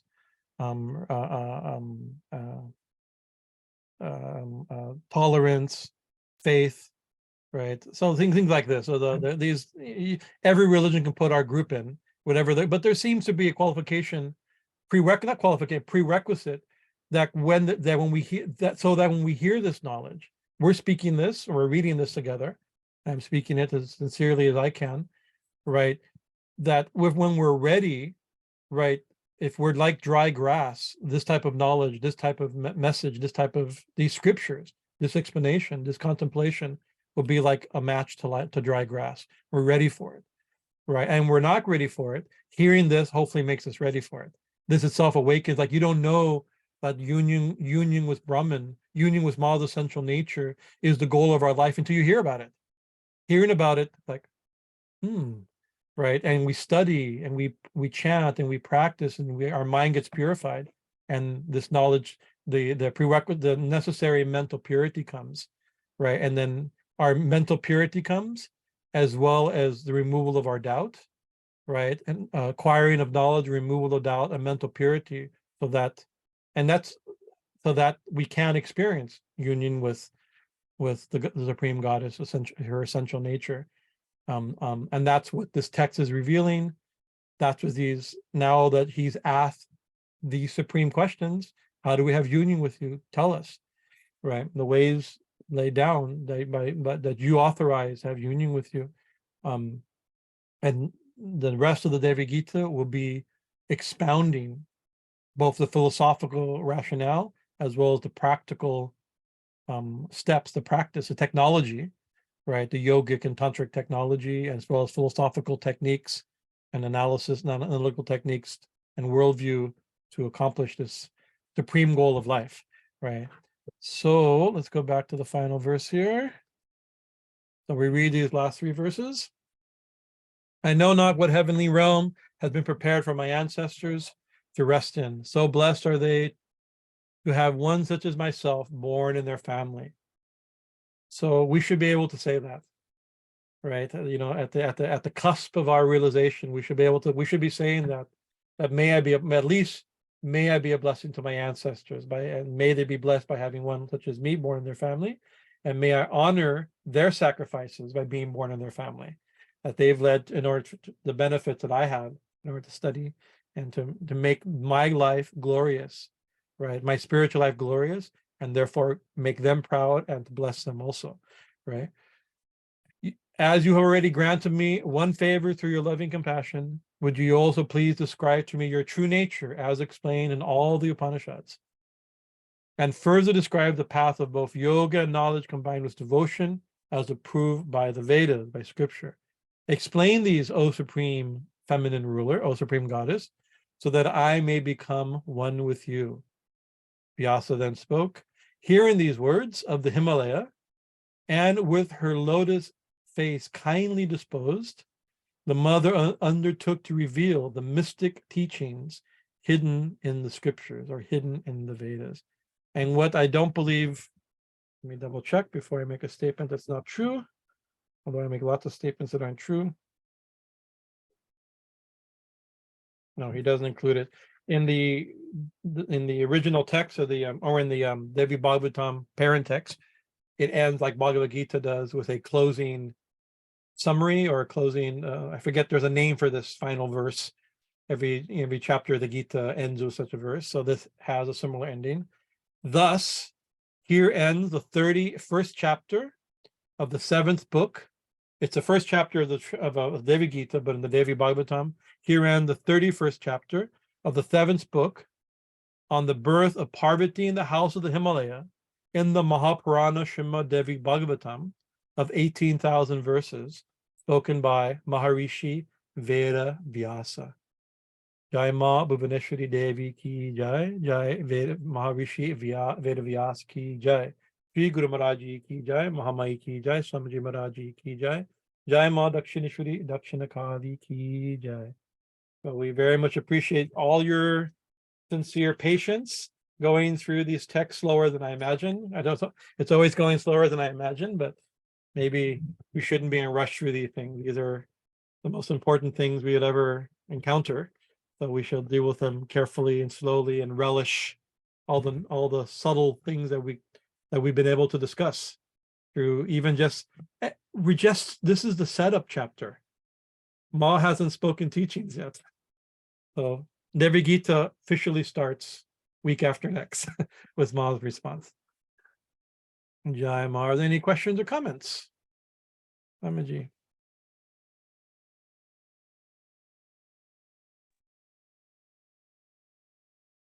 Hari Om, Hari Om. Oh. Oh, Oh, yes. Michael? Michael. Thank you, Swamiji. I was trying to figure out how to virtually raise my hand, and I couldn't quite do it. But yes, the statement of the goal of the practice and of the teachings, that the implicit promise that we can have union with her essential nature. I mean, that's, as you said, it's making a commitment to being both theistic and Advaitic, because in many traditions they would say, well, that's not possible. You can't be one with God. Or in other traditions they would say, well, you can be one with formless reality. But yeah, no, it's a very high promise. To me, it's a very attractive promise. I mean, I imagine that different people are attracted to different spiritual goals, and even though someone like Ramakrishna might tell us that actually they're really all the same goal, and it leads to the same experience. To a different temperament, like it might, the goal of the way that it's presented in some tradition might be more attractive than another. Yeah. Interesting. You made an important statement, right? But I want to flesh out and push back on the idea that Sri Ramakrishna would hold that the same goal, but described differently or something like that. And so there's some Ayan Maharaj has done some very interesting, Swami Bhajanananda analysis of this aspect of Sri Ramakrishna's teaching that he would hold, and I'm convinced. I've always been convinced. I've always hoped this was the case, but I've been more and more convinced that it's not necessarily the same goal. There are different goals, but they're all of equal spiritual value, right? They're right.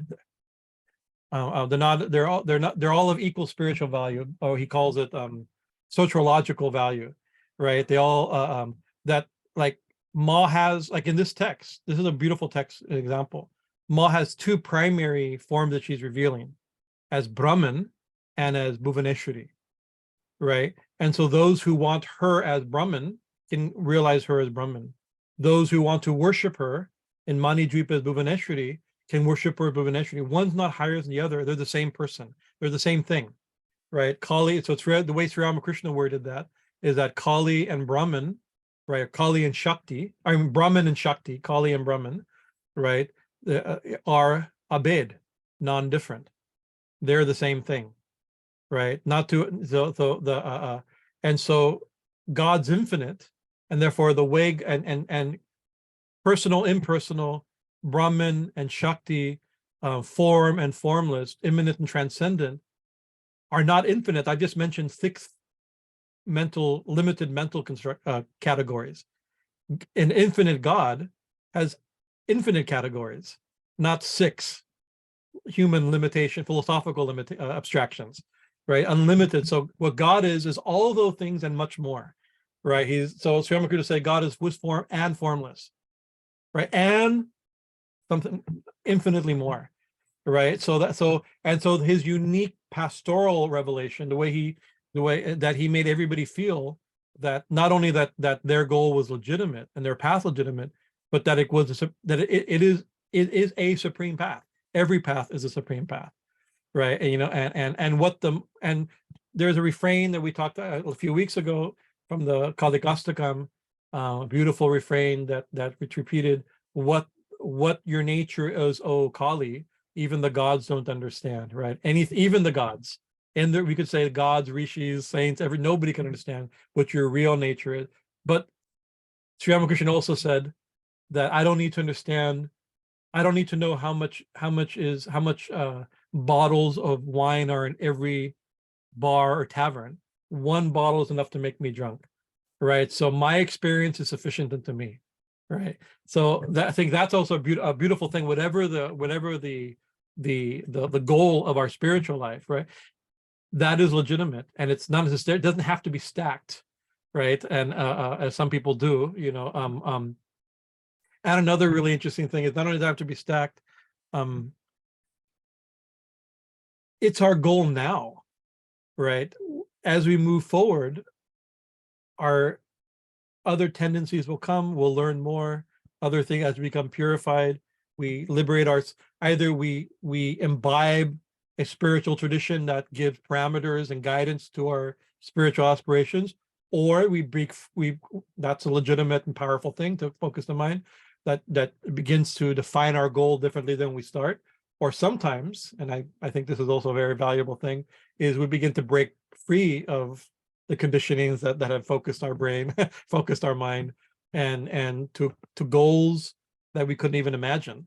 And so these verses, when I read verses that aren't of my mood, I have my own temperament and way of understanding spiritual life, and my own, if I can say I don't have a goal-oriented spiritual life, but if we were to make our goal something, I take this as just one way of describing a goal that's beyond our understanding, right? And as we move a little forward, maybe we can look at what she's describing, what's being described here, and so, oh yeah, I understand that now. Or maybe it's totally different than I understand, and that's also glorious, because God's infinite and has infinite path and infinite revelations. So it was some inspiring thought to myself. But I don't know if that I'm just talking, does this answer or to speak to what you're thinking, or yeah? I mean, you've answered my question and stimulated more questions for me to wonder about later. So okay, good. We'll talk about it later then. Yeah, well, James, thank you. What happens is when somebody asks a question, I start talking, like, did I even deal with it? I'm not good at answering questions. I'm good at talking after somebody asks a question. So please, something you have to that's great, Swamiji, but here's my question again. So don't feel bad to do that again, because sometimes I don't answer the question properly and I go off. So that's what I meant. You know what? Maybe I will just ask you to clarify. Okay. So according to Ramakrishna, the different paths do lead to different goals, even though they lead to the same God. Yeah. They lead to different possible relationships with that God. Yeah. I think that's a fair statement. Yeah. And actually we'll spend much more time diving into this, because this is something very unique, right? And extremely modern, this view, right? It's a type of, it's true religious pluralism in a certain sense, right? Or as close as you can get to religious pluralism. Because most of the time what we consider religious pluralism compared to exclusivism is some form of it we call inclusivism, which is like all religions are more or less true, but they lead to my understanding of truth. And so there's a version of that even implicit in what Ramakrishna is saying, but this is, I think, one of the closest ways we can get to a true pluralism. And of course, it's there even in old, and I believe it's there in the Upanishads, right? But it's definitely there in Sri Ramakrishna's statements, right? So we can. That's one of the things that excites me as a modern, of course, Ramakrishna excites me in so many different ways. An example, both an example of the spiritual path, as well as the goal of the spiritual path, also an object of our spiritual worship, but also as a message for the modern world. This is a cutting edge message of the modern world. This view of there's all kinds of vocalizations of things like this, but this is, I think, a very unique and important presentation that where we can call that there is when he says all religions are true, it doesn't mean that everything the religions teach is true, including Hinduism. That's not what it's meant, right? And it may, so sometimes he clarified it by saying that God can be reached by all religions, right? So that's okay. So the whatever religion we can get to, eventually you realize the one true God. But he gave equal value. He seems to give equal value to seemingly distinct spiritual goals and experiences, right? Where he doesn't stack like the personal God below the impersonal realization, or the other way around, right? Which sectarian traditions do. So he's radically non-sectarian in this most fundamental way, right? Yeah. Elijah. Elijah. Jai Ma, Jai Guru. Okay, I have three little thoughts that were inspired by Michael's question. The first one that came to my mind, I forget, either Sri Ramakrishna had said something to this, or I was talking about this with my friend Rihanna's dad, who's a international relations teacher, or something like this, one of these two. But this is sort of the way I'm thinking about it, is that imagine that there's only one gem or one diamond, right? The different religions may seem to act as ways of mining to get to that diamond, right? But that one diamond, it has different facets, right? So those different facets could be the different forms of God, or they're the different religions, something like this. No, but the thing is that there's that's still a very good the description. diamond. That's a good description of not only are different ways to get to the diamond, right? So that's a different path to get to one thing, right? But that one thing is not experienced in only one way. I think that's a good way of saying the one truth is not only experienced in one way, right? That one truth can be experienced in distinct ways. So there's different views. Some people hold, oh, it's like a common thing, and I've been pushing up against this since I was a teenager, right? And the idea, they're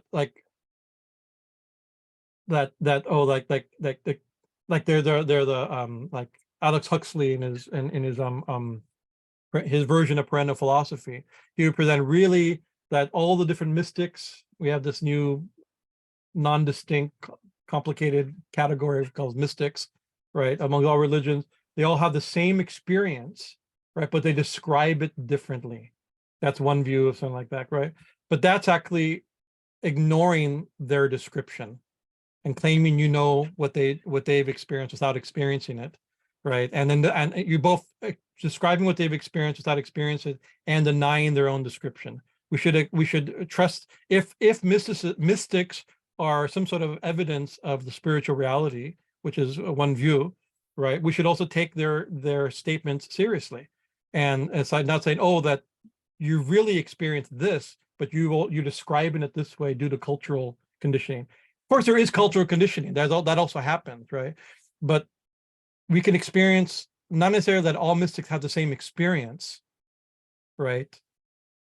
They can experience the same thing profoundly differently, right? And that profound difference doesn't have to be stacked, where like really eventually they'll get to this experience, right? And certain schools of Advaita have taught this, and certain schools of Bhakti, sectarian schools of Bhakti have taught this. Eventually they'll realize the proper interpretation of what they've really done. You know, Sri Ramakrishna wouldn't do that, right? God is not just that God's really impersonal and the personal leads to him. No, God is personal and impersonal, right? Both are legitimate realizations, both are complete in a certain sense, but nothing's ever complete because God's infinite, and infinite means also infinite aspects. That's a beautiful thing, as you mentioned about aspects. It's not just infinite as in size. You know, you have an infinite being and a finite consciousness. Anything the finite being says about an infinite consciousness, reality is going to be imperfect. There's that level of it. But infinite as in infinite facets, right? Even if you know one aspect perfectly, there's not just another aspect, there is an infinite amount of aspects, right? So that's actually a very the gem is a very good, I have to think about this as a nice new example in the arsenal for just thinking of. Thank you. You had a And couple more? I'm- Oh, yes. So, I mean, I'm not going to say everything now because my Okay. mind's going 1,000 different Okay, directions with okay. 1,000 different examples. But Yeah. the other one I had thought of was on this, I commented something similar to it, but this idea of like drunkenness, Mhm, mhm, right? So whether you get drunk on wine or mhm, whiskey or vodka or mhm, beer or whatever it may be, they all have alcohol. Yeah, No matter what you get drunk on, yeah. it still has that essence of alcohol. Some Yeah. have higher counts of it, Yeah, right? yeah. But the alcohol that people like, is Mhm, what Sri Ramakrishna would say in the beginning of the Gospel of the mhm, Kathamrit, is that it's different tastes. mhm, Some yeah. people like Yeah, the some taste people- of there whiskey is a- better than they like the taste of wine, Yeah, but yeah, nonetheless, they're yeah. still getting drunk. Yeah, So yeah. those were my two other Yeah, points. that's a beautiful. Thank you. That's a great contemplation. Thank you. Anybody else? Sundari. Sundari. Daima, Jai Guruji. Daima Sundari. I just have a thought or something that I think about often is just a good way for me to ground my spiritual practice is to think of things in like a scientific way. I don't know why, it just keeps me logical. But atoms, the idea of a tiny atom and that idea, but then a tiny atom comes from this vast universe. That's where it begins. And then we're all made up of these tiny atoms. And then we live in this big universe. And it's just a way that I contemplate the Divine Mother. Yeah, as an atom within an infinite universe. Actually, Well, Sri Ramakrishna, one thing Sri Ramakrishna said, he actually would set this up. He actually, he went, they went on by carriage to visit some devotees and they had a little festival or some satsang. On the way back, he says, "Oh, stop in such and such a place. Right, there's a pond there." Right, and there's a pond and it had some kept fish like goldfish or something like carp or something, a place that had some fish that were purposely there, not hunted fish, decorative fish, I believe. Right, and he told M, this is the way you meditate. This is a way to meditate on the formless God. Right, see how the fish are swimming in the pond. So the individual swims in the infinite, in the infinite being of the divine. Right, so it's a beautiful way. It's like he taught this as a method of meditation. Imagine that, right? And then I believe, I may get this wrong, people here probably have read the autobiography more recently than I have, but I believe, because M, who Sri Ramakrishna told this example to, later taught the same technique, and even maybe he went to a similar or the same pond to Paramahansa Yogananda. It's mentioned as one of the things he taught is how, Thakur told us how to meditate on the formless God in this way, the one way. So it's interesting that the atom within an ocean and infinite being is one way to think of it, because and there's different things. You can make yourself so small. So there's a different way that, well, how do you become one with the essence, all essential nature? One is to become that you disappear and there's only that essential nature, right? But that's not everybody's goal. They want to enjoy the experience of being one with essential nature. So then you have like some of the Sufi poetry describes like a drop of wine in water, right? Wine is distinct from water, right? But now it's completely one with water. It's so merged in the essence of it, right? But it's still distinct, but it's not the same, right? It's the same, but not the, anyways, anyway, there's all these different ways of meditating upon it, of conceptualizing it, right? What does that union, what could that union mean? Very good. I like that. Thank you. Om. Anything else? I just saw a message down below. It came on my screen for a second about the saltos. We're describing a salto going to the ocean, right? And so I'm going to give an example. Salto goes into the ocean, and to measure its depth, right? The doll made of salt goes to the ocean, measures its depth, and of course it disappears, becomes one with the ocean, right? And that's that example Sri Ramakrishna gave. Let's use the same example to illustrate a few different points. One is that, of course, that's one way that a salto made of salt, which is just becomes one with the ocean in a very sense, but it also means that how can the the individual can't know the real nature of the absolute? Like a salto trying to measure the infinite ocean, not only is it impossible, even if it remained intact, but it would lose its individuality in the process and couldn't hold it. So that's another. Swami could give many examples of this. Maybe one other small expansion on that contemplation, because the reason I thought of it for a second was Sundari talking about atoms, right? A salt doll. I've never seen a salt doll, but whenever I visualize it, I picture it like a bunch of sand. It's just made up of a bunch of little pieces. Yeah. Right. And then those little pieces, when it goes into the water, get spread out. Yeah. So it's Yeah. we're a bunch of little pieces called atoms that get spread out. And I also contemplate on the scientific realm of things sometimes. It's helpful. I agree. But also, these examples are sometimes given that it's impossible for a salt doll to know the nature of the ocean. And so that's where Ramakrishna said that actually what your real nature is, O Kali, not even the gods understand, right? Sri Ramakrishna described that what God actually is, he says only Brahman knows Brahman. Right? We can never know. We can know Brahman. There's knowers of Brahman. I've met them. I believe I've met a knower of Brahman. Right? But only Brahman knows Brahman, actually, right? Only the infinite can know the infinite. And what we call somebody a knower of Brahman, somebody a profound, complete experience, but it's never the full Brahman. Only the truth will know the truth. Only Brahman knows. Only Kali knows Kali. He even says, I mean, there's beautiful poems to illustrate this by Ramprasad Kamalakanta. Even Shiva with his 5 mouths can't describe her glory, right? What to speak of us? And Shiva's God. He has 5 mouths, so that and even he doesn't understand her, right? He looks up in mystery at her, right? So, and we look down at mystery at him. We can't understand him, and he can't understand her. So it's a mystery all around. But it's a mystery that can be experienced. That's and can be understood and experienced, but without ever losing its mysteriousness. And I think that's helpful because sometimes we think we understand something, we get an experience and we think, oh, that now we know, right? Now I'm a knower, right? And ego gets involved and then we make all kinds of statements limiting. We can be true. I think we have to be careful. We can be true humbly to our experience, right? And not overstate what we know, right? We know what we can at least say what we've experienced, right? But having this background of the infinite God, infinite Brahman, right? We can be humble about our statements. This is something, I know something.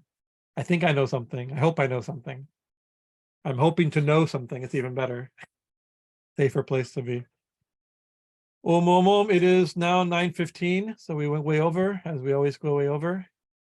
I guess this is what it is. So thank you very much for your kind attention and your sincerity going through all these classes. So many verses, so many topics. So we'll continue. We'll see what the Divine Mother says. The next section is a little hard because it's Vedanta and the nature of Maya. I think like the Vedanta has a very complicated understanding, description of Maya. So we'll have to give me a little bit of a compassionate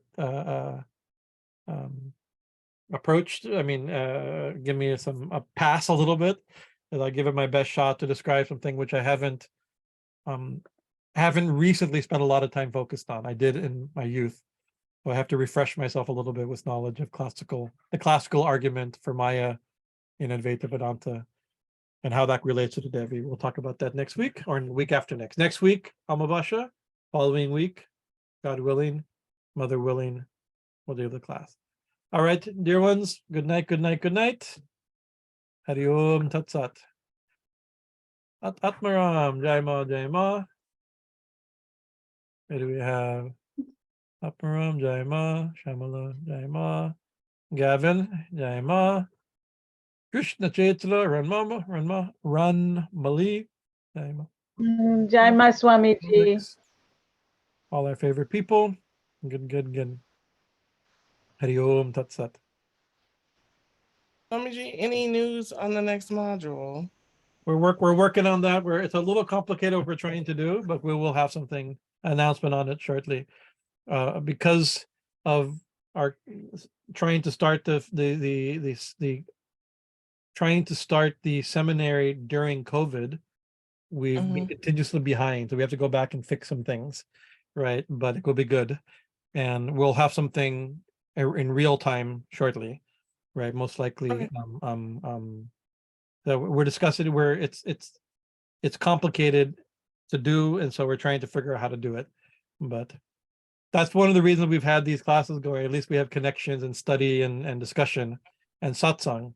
But I'm anxious to get move the courses down further along. We're working on it. We'll let you know in a few days, hopefully. Okay. Thank you, Adios, sir. adios, adios.